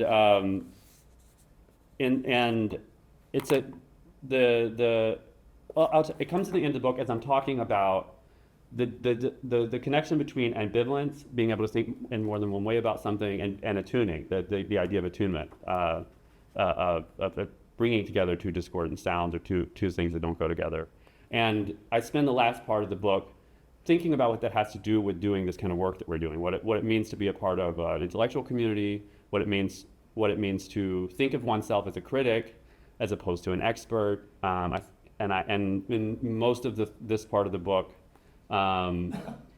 has me sort of trying to what's the right word? Trying to move away from thinking of myself, at least, as an expert or as someone who has a method, and toward thinking about the critic as a kind of stylist. And my relationship with Royce, I realize, is related to this. There are a few quotes that sort of like that sort of underlie what I'm doing here that I thought I would include because I can't go into it. And one is Quentin's. Any fool can believe what is obviously true. It takes the genius to believe what is a palpable lie. So that's at stake here. Dylan, in a song from his latest record, there's a song called Goodbye Jimmy Reed. I can't sing a song I don't understand. That's at stake here. And Royce Reed, who you're about to meet, who says, darling, without an orchestra, how in the devil can one sing? She says she's a very good singer. In this section of the book, there are 3 texts that are very important to me. I'm not going to go into it now because this is not a full talk, but just to sell them to you if you don't already know them, Kara Keeling here at USC, right? Deleuze's literary book, Book of Literary Criticism, and Liz Gross's book, Chaos, Territory, Art. I'm writing at the end here about distinction as a kind of mode of criticism, as another way of thinking about expertise.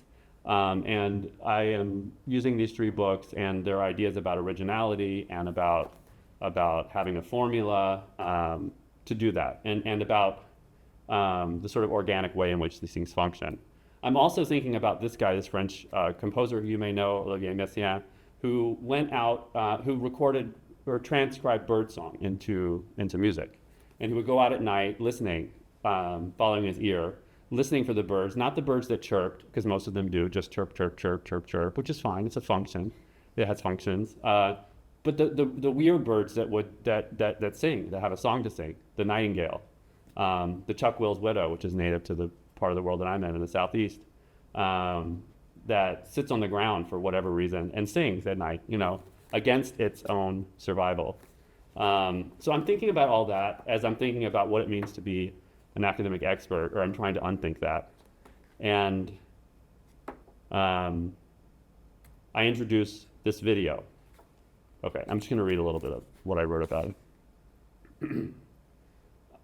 A little over 10 years ago, in the early days of YouTube, I came across a short video, 2 minutes and 18 seconds, and it would explode into my consciousness. Titled, Royce, You Know Nothing. The clip opens with a close-up of its titular star, Royce Reed, a glamorous and angry-looking woman who looks like she, for one, has stared into the abyss and lived to tell the tale. She's heavily made up, cosmetically and otherwise, wearing pearl earrings and a necklace to match.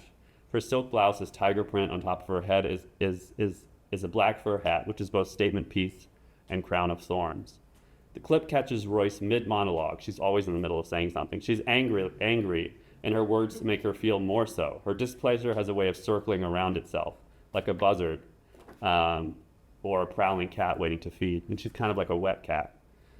She says, Liszt, Rachmaninoff, Chopin, Tchaikovsky, Grieg, I know all about it. I know how to play it internationally composed symphonies. God, this shit, garbage that I don't want. Why should I have to be a victim of all this garbage, this crap that you like? She's talking to Marilyn. At this point, it's not clear to whom she's speaking, but her target soon comes into focus. She continues, you know nothing about classical music, nothing. You can't sing an opera, you know nothing. And we then hear a disembodied woman's voice. The camera, like me, cannot look away from Royce's mean mug. It doesn't mean I don't enjoy it, the other woman says. Unlike Royce, who's entirely remarkable, from her looks to her manner of speech to her disposition, this other voice is a flat, plain, and relatable. Whatever it is about this other unmusical person, it seems only to feed Royce's rage. Moving from her somewhat monotonous shriek to a higher pitch, she answers her familiar friend, holding a wine goblet, sort of Bob Dole style. She says, you know nothing. I sing everything perfectly, note by note. You know nothing. God on a wheel. So now I'm going to show you this 2-minute clip, and then I'll say a few more things about it, and we'll be done. And you'll see exactly what I said does happen in that. I knew that would happen, so I have backup.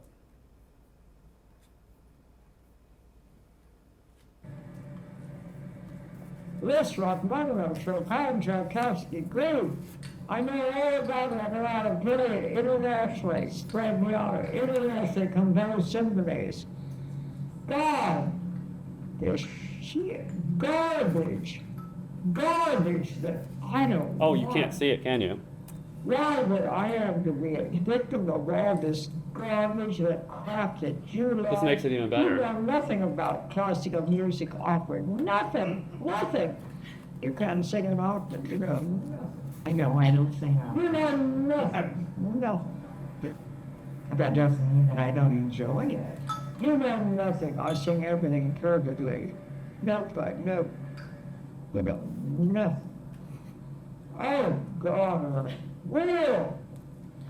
When my son, oh, shut up.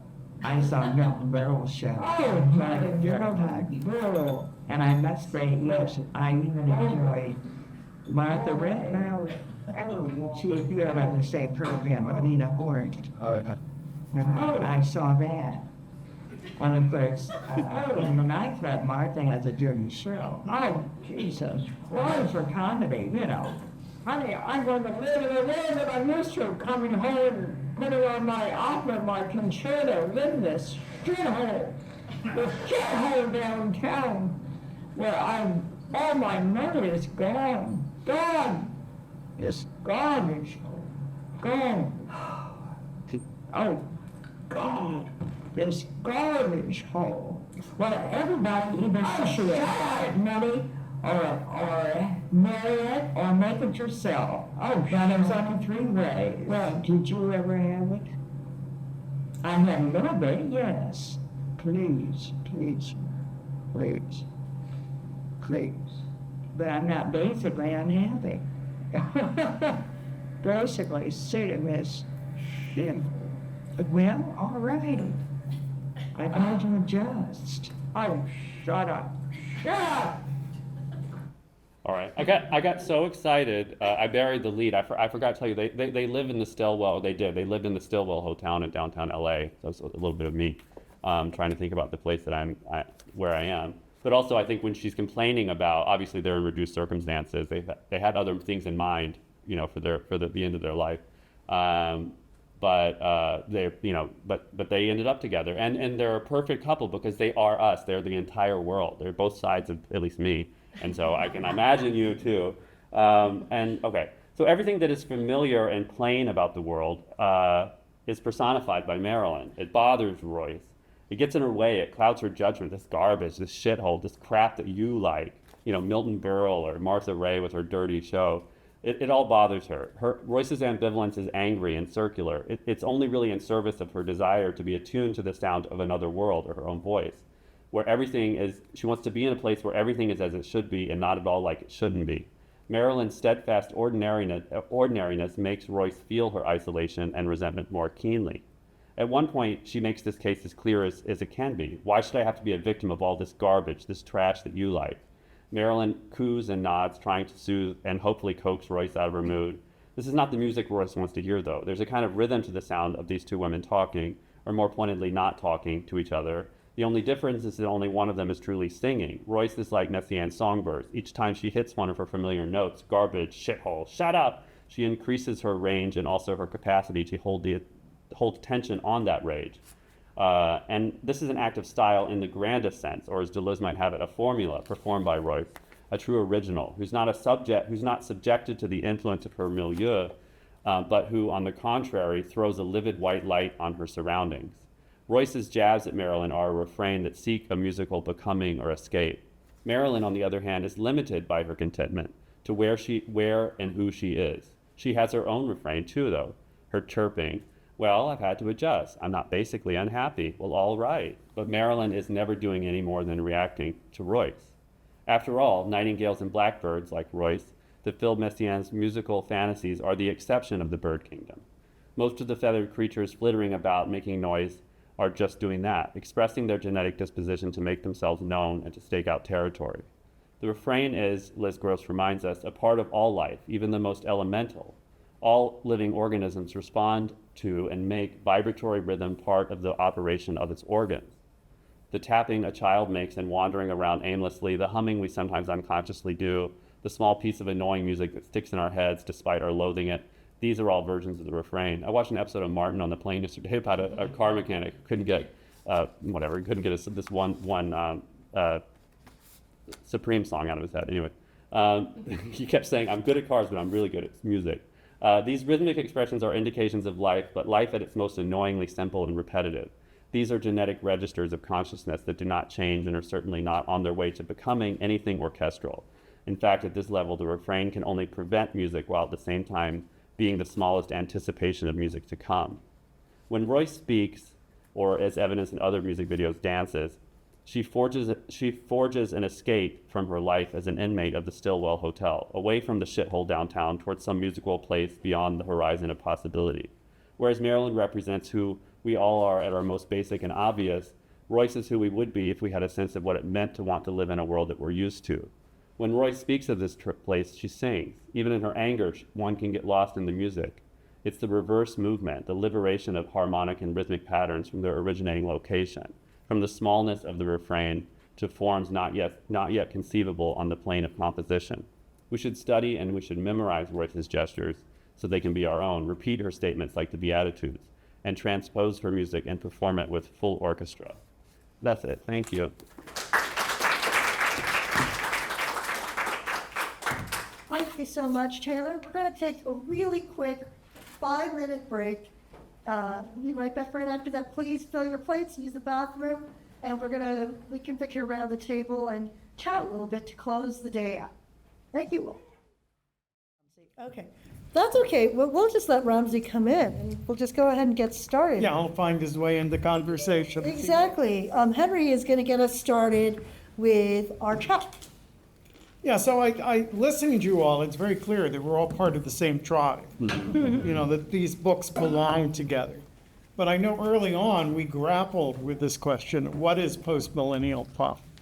Is it about the pop that comes after the millennial? Is it about a related attitude looking backwards? And we sort of left it open. So I'm wondering, you obviously have a sense of belonging in the series. How did you understand the concept of the series as you were working on your book? What is postmillennial pop to you? Yeah, come on in. We were just, come on in, Nancy. Yeah? Yeah, what is postmillennial pop to you? Some of you talked about your origin stories with it, but I mean, maybe we should start with some of the earlier authors in the series because, you know, it was less established. Like our last three authors, right? You all had about like 30 plus books. You could to see look what it at. was, yes. But maybe we could start with, you know, Ramzi and Jennifer. Yeah. About how we came into the series? Well, like what was your impression of what the series was about? I mean, in some ways, it was offered to me by Eric. Somebody else told a similar story. Eric, I give him so much credit. I'm going to quickly tell like the origin of like how I even got connected to NYU, and then I'll mention the series.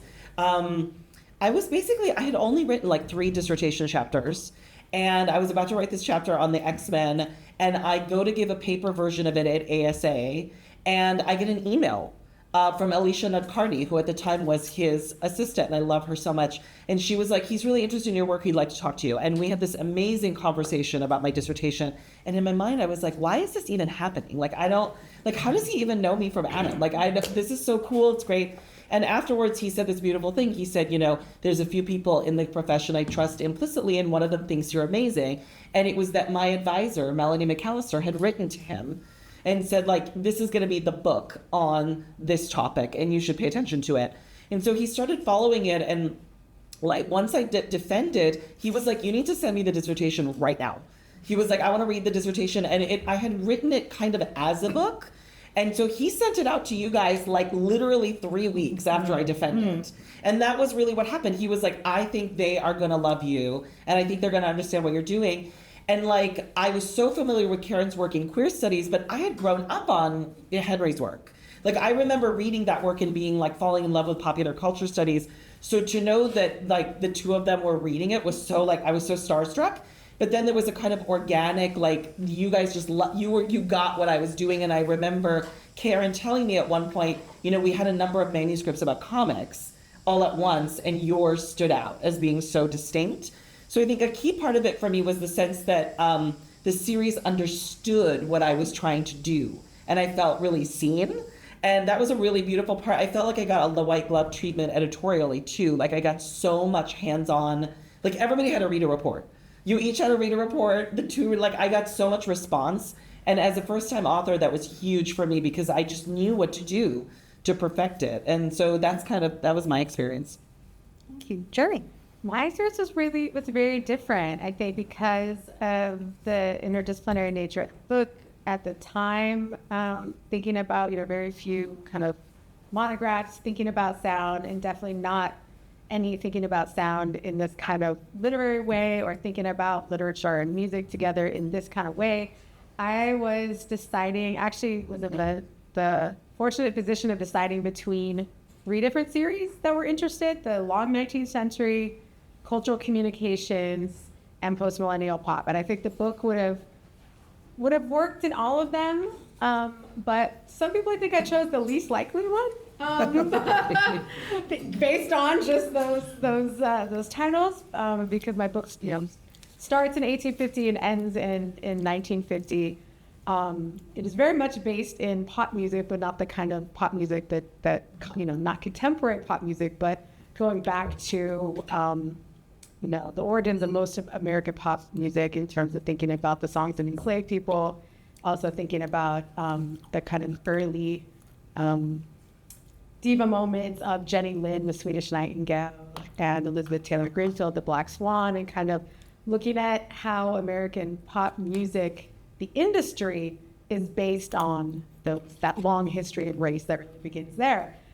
So that was what was pop about it, but I think for me what's post-millennial about it is method, and coming out of a place where, the question determines the method that you approach it with, I think, and actually the freedom to really, again, it's been a minute, but to look through literature and hear it and talk about listening as something that's produced by text, that it's a way of representing these kind of historical,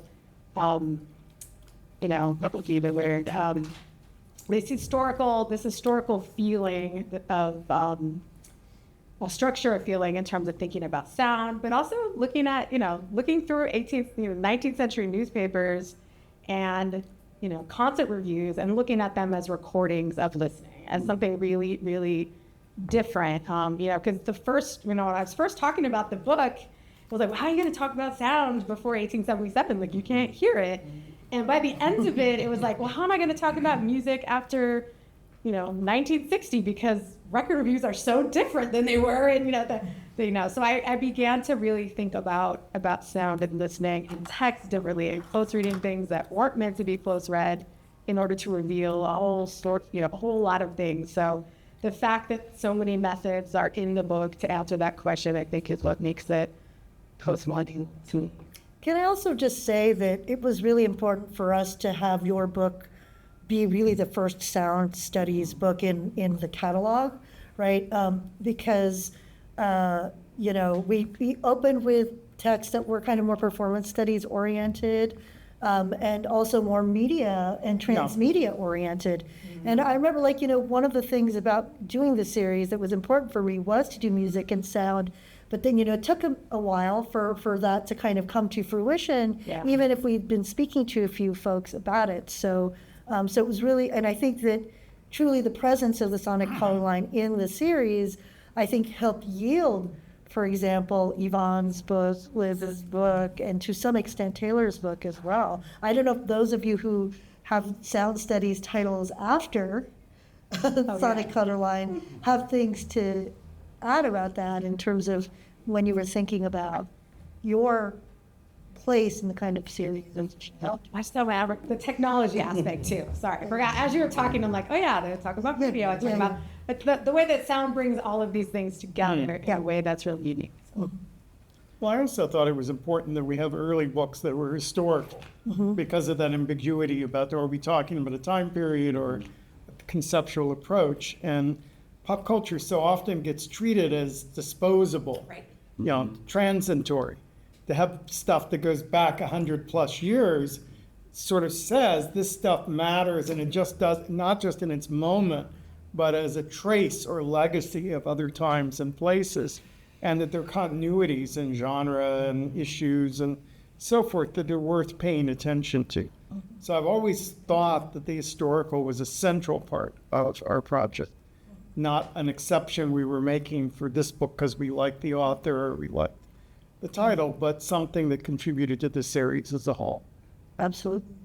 And I guess, and on that note, I extend that question back to Liz and Iván, because, you may be dealing with contemporary music, but music that reaches across, time, for sure. Yeah, and I think one of the things that is really exciting about jumping in later to this series was being able to build on other texts that really sit at this intersection of a study of media circulation in terms of the way that radio works, the way that technologies change our relationship to sound, and the way that sound is racialized, because those are so often understood as differing histories, but they're so mutually influential, and so it was really meaningful, I think, to be able to get to build on that and to just to continue that discussion about the way that technologies are racialized and racializing, even and while listening to some of these more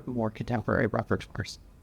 And I think that as a writer, the great thing is, I didn't talk about it in the introduction, is that this book gave me a shorthand right? So like I could talk about this entire history, refer to where you would find it. And so then it's not about building an entire work, but actually being able to say it, right? And I think that, having been in the series, like being able to refer to it very easily, having again, knowing that I think maybe before either of you did that, I was writing for the series, where we would have discussed at some point that I could say it and it's this, this is not what I'm writing about is not in the bubble, but actually here it is, I'm referring to this history that has been explained to you from this perspective, right? So being able to say, I think the way they put it in the book, right? Never Stoever's kind of color line, it's already allows, one, it allows a lot of freedom as a writer, right? And also it allowed to just, it was a wonderful shorthand to say from the vantage point of sound studies, and especially again with sound studies at that time, to say this is always already about race. And even regional histories that I may not go into the book, but that organize the modes of listening that will haunt every sound, especially writing about, for example, something like punk or rock, right? To be that already is happening in this context. So I think that it's great, both as a scholar and a writer, to be able to have something like this that comes with, that it's well, if you haven't read it, go read it, come back, right? But also if you read it, this is precisely what I prefer. You want to talk about the games geek through line, Henry? Well, I think we should, because this is, the cool kids and the geeks don't always sit at the same table, right? I think the sound kids are a little geeky. I agree, but pop music or rock music and comics and games have not always been aligned with each other. And I think what we were able to do together, Karen, was you're interested enough in geek stuff. I'm intrigued enough by the other, which is a world that I didn't know particularly well. We were able to create a bridge. And I'm curious to hear from the geek kids at the table how you felt about that bridge. I've never thought of myself as a geek kid, so I'm learning this for the first time. Yeah. Gosh, I think it's lovely to be in conversation across media forms. I think I often think of my work as media studies work, and so I think that's why I don't see this as disparate, right? I see us all as working on media in various, very capaciously understood. And I think I really liked how you were talking about what postmillennial meant to you, which is a perspective, not necessarily, a time period, right? But a way of looking at media and culture. And so I think for me, it's been similar. And I work on video games. Not all of them come from the postmillennium, but many of them do. But I think increasingly I've become interested in the historical. And so I take a lot of inspiration from some of the other projects that are not at all games projects, right? Thinking about something that is very contemporary and doing it by looking back at the mid-1800s. I think I find myself more and more drawn to the methods that I see from the colleagues here. Mm-hmm. I think I'm kind of thinking autobiographically right now, which is that I think we're in this moment kind of with maybe fan studies overall. We have generations coming up and growing up where those Spanish identities are really who people are, constructing their lives, constructing their realities in a variety of ways. And I think, one of the cool things I saw in a lot of the presentations that we all shared today was that, these geeky things Jenny and I bond all the time over punk music and stuff like that. It's geeky also, but it's also identity. It's something that people wear in their sleeves. It's style in all these different ways. And I feel like postmillennial pop is really grappling with that intersection with where all these things kind of boil around our identities and shape the world that we live in.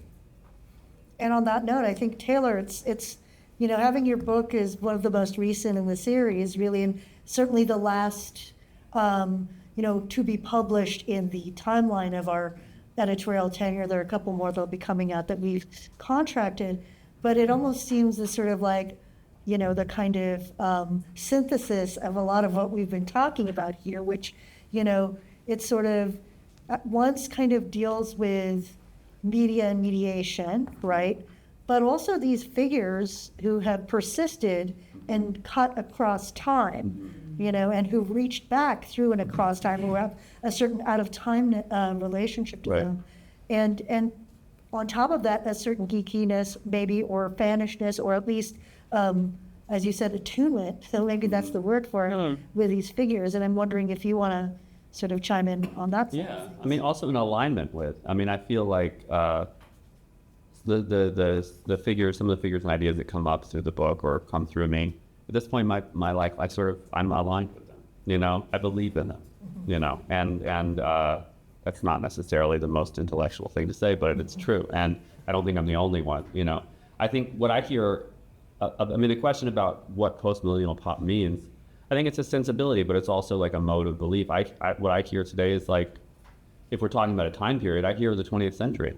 We're all like, and we're trying to convey it into the 21st century. We're saying it hasn't ended. Not that it's we don't need another long century, for God's sake. But this stuff is still alive. Yeah. It's not done yet, you know. It's not finished making sense, and I think that's the work that we're doing. It's a future-oriented mode of criticism, which is about a text aliveness in the present, I think. And because we're working in popular culture, we have we all have an affinity. We're fans of the 20th century, right? I mean, like you said about the students, they're getting younger. We're having to explain basic things like, you know, I had to explain what Playboy magazine was to a boy the other day, you know, which is fine. But think Pull it about on and show it to him. I think he'll figure it out. yeah, but think of all the cliches that he has to pretend to understand. Like, oh, I just read it for the articles. But you know, in some ways, it's a pleasure actually. Yeah. You know, and that's one way to look at getting old. Is that you get to be the one who gets to tell people what things were. But you know, I don't know. I feel like that seems to be what postmillennial pop is about. A belief in the aliveness of the text that we're talking about in the 20th century. Perhaps what we're saying is that the separation between media, the separation between high and low, cool Yes. and geek, all of those are being blurred by the post-millennial Yes. stance, Yes. right? And that we've helped further that along, I hope, Right. in the scholarship we've chosen and the people around this table. But it is also where younger people that we're encountering in our classes are starting from in a lot of ways.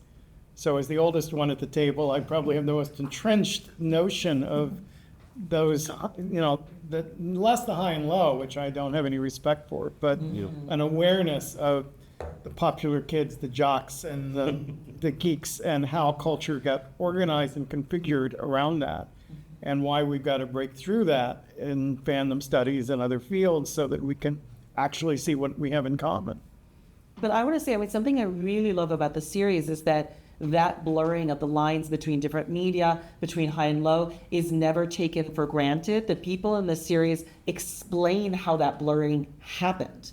I mean, Yeah. something I really struggle with as somebody in, you know, queer and feminist studies and critical race studies is that so many books coming out, especially theoretical books in those fields, just use cultural objects as an alibi for putting forward theoretical frameworks. So many books today that come out, I look at them and it's like, here's a random smattering of works of art that I like, that I saw at like MoMA, or this work of performance art that I saw, and I'm going to smash them together to make my theoretical claim.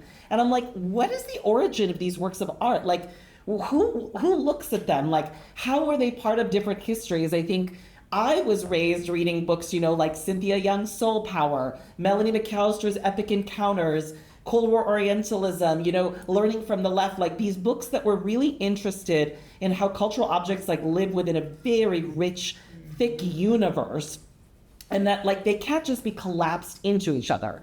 They have, like, you have to explain why they now seem to flow. Like, even in my newer book, Queer Forms, I mix such a really weird range of cultural objects and I explain why to the reader. I'm like, I'm doing something very eclectic on purpose because I'm modeling what the people who read and watched these things did. They watched them all at the same time, right? I didn't just decide to throw them together because of my idiosyncratic, like, I just like this stuff. You know, we all like the stuff, but you have to explain why. And I love that Postmillennial Pop is a series where, like, when you read a book in the series, it's such a, like, it is taking popular culture for what it is rather than using it to make some other claim. It is the books are actually unpacking the work of culture, and we need to do a better job of that in the academy generally. Like in the humanities, we need to explain why culture changes people in a meaningful, material way, and I think this series does that so beautifully. And that's something I love participating in. I'll say that one of my readers' reports originally for Normporn said, well, you know, why do these shows, like Karen's going to have to make a better case for why these shows belong knitted together in this book. Is it just stuff that she likes? And I was like, oh yeah, you really challenged me to do the historical genealogical. Well, which is also like, I will say that, you know, one of the things that I'll underscore too is I think that many of us, if not all of us, but certainly Henry and I think, you know, were trained in a moment where everybody had to do this work through English departments. Yeah. And so there are different methods and techniques that, you know, we sort of picked up from, at least I can speak for myself, you know, whether or not it's practicing the new historicism or doing that kind of genealogical labor work, you know, and then we kind of figure out how to do this stuff beyond those spaces or limitations. At the same time, it's important, I think for me as an editor, it was always important to remember that people are still trying to get tenure in these different departments. So, you know, so even a book like The Sonic Color Line, it was, you know, you were up for tenure in an English department when that book came out, right? So it's not like, you know, the sort of tedious cry for like, is that literature or not? You know, I think that, you know, we sort of, part of what I hope we've been able to do is like provide a hospitable home for people who, you know, prove through their methods and approaches and their practices, not necessarily through their objects, you know, why it is that their work is important and resonant within what increasingly becomes a kind of arbitrary configuration of departmental framing. Yep. So in my case, I was not trained to come into a literature department. I was trained by people who had escaped literature departments and then got hired anyway by a literature department, having been proven not to be a literature person.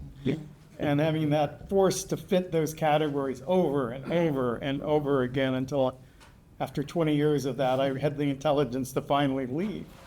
But yeah, the literature constraints can be so crippling. But nevertheless, almost all forms of pop culture have somehow come up under a literature department guise, or something else like a music department, which can function like the literature department as policing high and low. And we're at a point where we can do this work without having to sort of bend the knee to some legacy, and that seems really important. So I like to say myself that I'm just undisciplined. And I think that's what label I hope more people will claim. Not even we're multidisciplinary or polydisciplinary, we are undisciplined. We're pursuing questions where they lead us and finding the methodological tools and resources, whatever 19th century concocted discipline may be useful for finding out the answers to the questions we're asking. Also that we come bringing a lot to those questions already. And I think that that's one of the reasons why I was drawn to, you know, the thing that eventually became called sound studies is because I also, when I started grad school year in 2001, I'm coming from a completely non-academic background, the idea that I could study music and not be a musician playing in a symphony in the music department, or I didn't even know what musicology was, but I did think it was for me. And like music was something I did at night off campus. Like my power began when I stepped off campus and went into my musical life. And the idea that I could bring that with me and bring that into that I already knew things about music, that I had been knowing things about music my whole life, that I could explain things with music, just didn't have the vocabulary to express it, didn't have the belief in that as being something valuable. And I think that's also something for everyone at this table, and what Postmillennial Pop has offered is is absolutely that, is that, you know, that we speak from that ground when we come, before we came to academia, we brought those kind of powerful things with us. I will say, you know, and I don't think it's tea spilling. I think that's overused as a concept, but I think that the most, you know, difficult readers to work with were musicologists, because I think that, you know, when we would, and I, at some point I had to put a ban on sending our sound and music titles to musicologists, because even some of the most sort of progressive musicologists that I sort of thought of conceptually, like kind of idea-wise, when it, you know, when it boiled down to evaluating manuscripts, were just kind of, I was like, what? Like, how did we get thrown back to like the era of Bach, you know, like around like thinking about what constitutes this work? And so and that's why, you know, and I think that part of what's really wonderful is that so many of the authors that we now have in the series who work on music and sound, you know, are people who can then be readers and who understand how to read the projects that hopefully will come down the pipeline. And it sort of seems like their devotion is to the method, the fantasy of a method, you know, and not to like the effects of the work, of the text, of the art. You know, popular culture it's estranging, you know, it's unfamiliar, so you know, and method isn't always sufficient. I still feel like, and just to speak to the background, so I have a background in literature as well. I have a comp lit degree, which has an investment in a very specific set of methods. And I also was always the very strange one in grad school who was studying video games in a quite traditional comparative literature department. But I feel like that chip on my shoulder that's been there ever since has been very helpful to me. Because I feel like I'm still kind of that first year grad student now as a full professor, but driving forward to prove the value of this work. But it's really nice, even given that, to have these spaces that feel like welcoming spaces, right? Where you can set down that chip on your shoulder and be among people who understand right off the bat the value of doing this kind of work. So I'm thankful for my literature background for making me angry and letting that anger propel me. We have about 10 minutes plus, and I sort of just want to let you ask questions of each other, as Or well the as invite the audience audience ask to ask questions. questions of us as well. So it's now that, you know, like I think that now this is that moment where maybe Henry and I abdicate our editorial authority and you know, these voices come. Actually, I have a question for you too.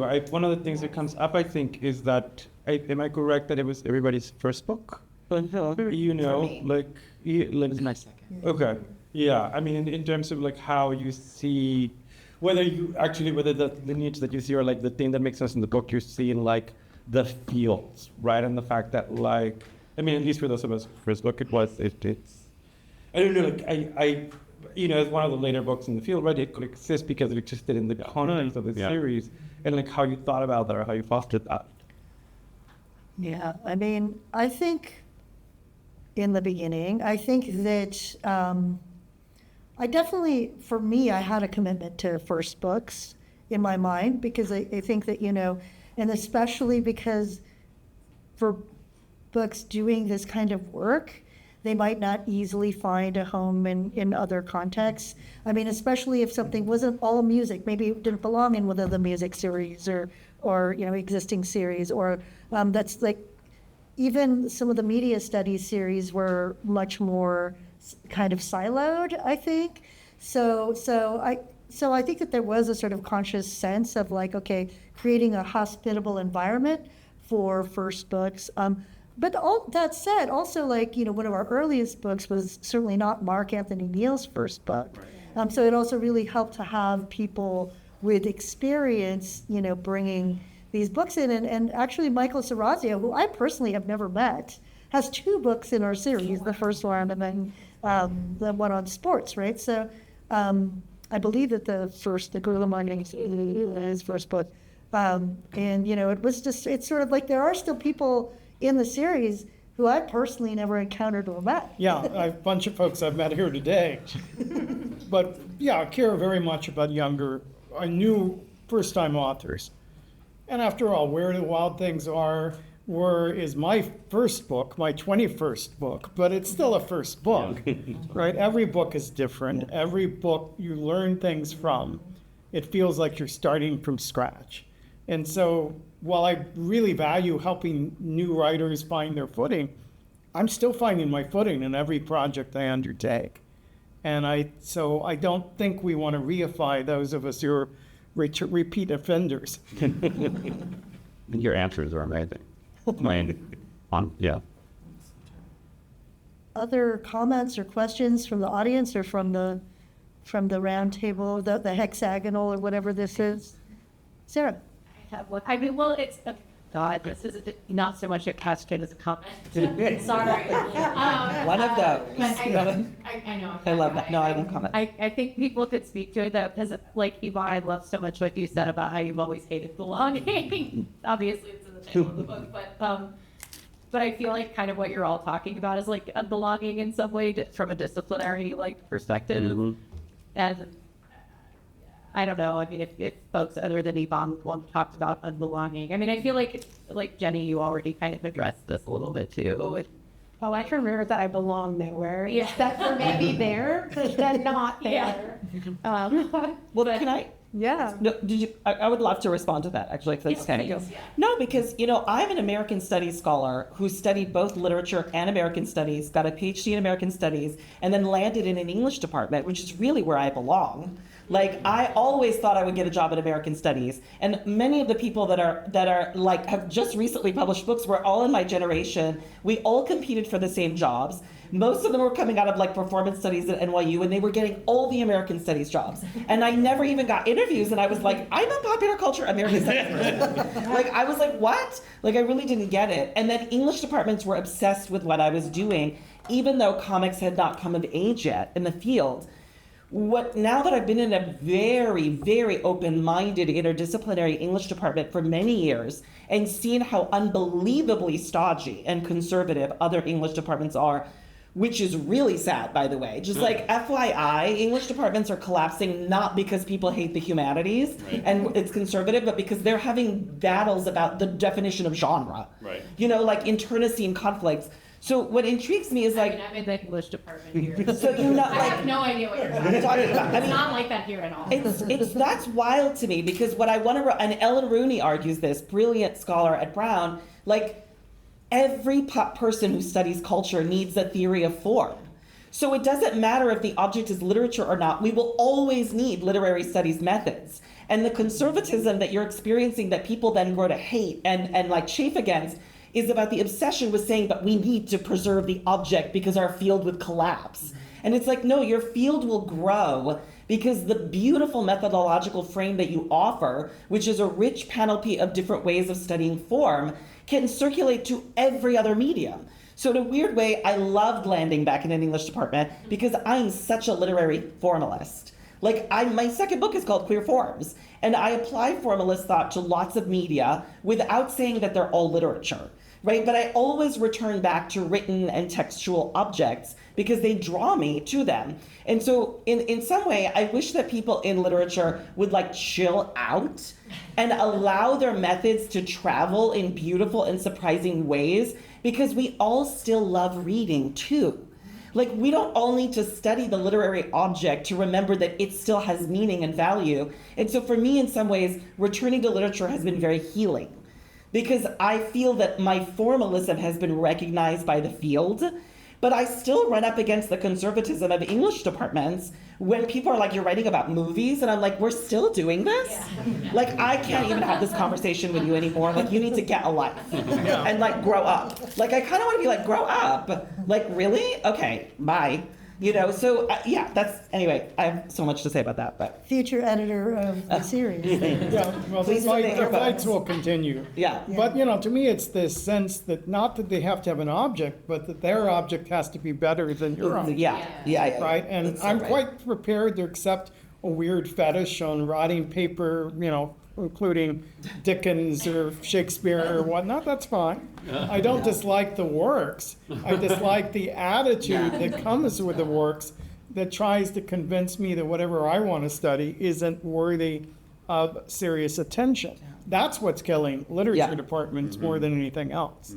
And I would just say, John Guillory, in his new book, Professing Criticism, all these essays about the status of literary criticism today, he says, like, just face the fact that less and less people read literature with a capital L, which doesn't mean it doesn't matter, but your entire field formation cannot lionize this one object when like people are no longer lionizing it. Like, you have to open your mind to other objects. So I think that's exactly right. Yeah.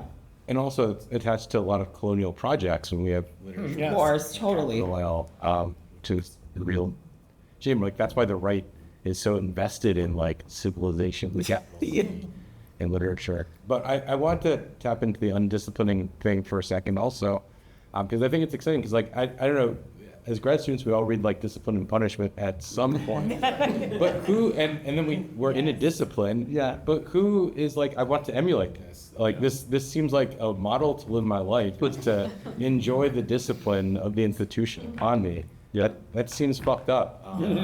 And so Totally. I think that the series in a lot of ways is a gift to scholars in the future by being able to say, you don't have to live by those disciplinary lines, and you can go out and forge something that's new and creative and exciting. And I think that's a wonderful thing about it. Those people go into administration. Well, I also want to say one of the things that was so delightful today is hearing about the effects and the different places that your works have traveled, you know, including some of the newest works, right? But, you know, the MC Light gave Sonic Colorline a shout out that, you know. Saw her at grad night. Yes. Saw her at grad night. It's true. Yes, at Disneyland. Anyway, in 1991. But one of the things that, you know, I hope continues, and I also just hope that like each of you as authors will continue to do, is to take these projects and share them with places that you might not otherwise, you know, think about, or that you might not otherwise find as like a place, you know, that would not even be necessarily amenable to quote unquote academic writing or what have you. And I really appreciate that, Liz, you put those QR codes up, that you gave different forms of access so that also people could listen and engage with the material as something that's also not just codified in the book, but that exists and continues and evolves beyond it. And the forms of play, of course, that we get in video games, and that extended into a differently formatted project about conversations with the people who actually play video games, and not just sort of observing that. And, you know, I don't know, that really, you know, warmed my cold, dead heart to hear about all of these ways that the works have reached beyond. So I think the challenge I want to give to their successors is, we talked about game studies and sound studies and comic studies and the way in which the series contributed early on. So think about what the next frontier is. What is the kind of subject matter that we still may look down on as not appropriate or not, you know, within the discipline of a book series? And how do you then bring that in more and onto the table in a way that still speaks in conversation with the legacy we're handing off to you? Again. And we'll be excited to be sipping pina coladas and thinking about it from our quote-unquote retirement, which will be extremely busy. The untethering is my preferred. The untethering, exactly. The undisciplined Retirement implies something Conscious totally different. uncoupling, our conscious uncoupling. And on that note, we've reached time. And I want to thank again all of the authors who came here today to USC for this conversation, and also to the other, you know, nearly 30 or 29 other authors who aren't represented at this table.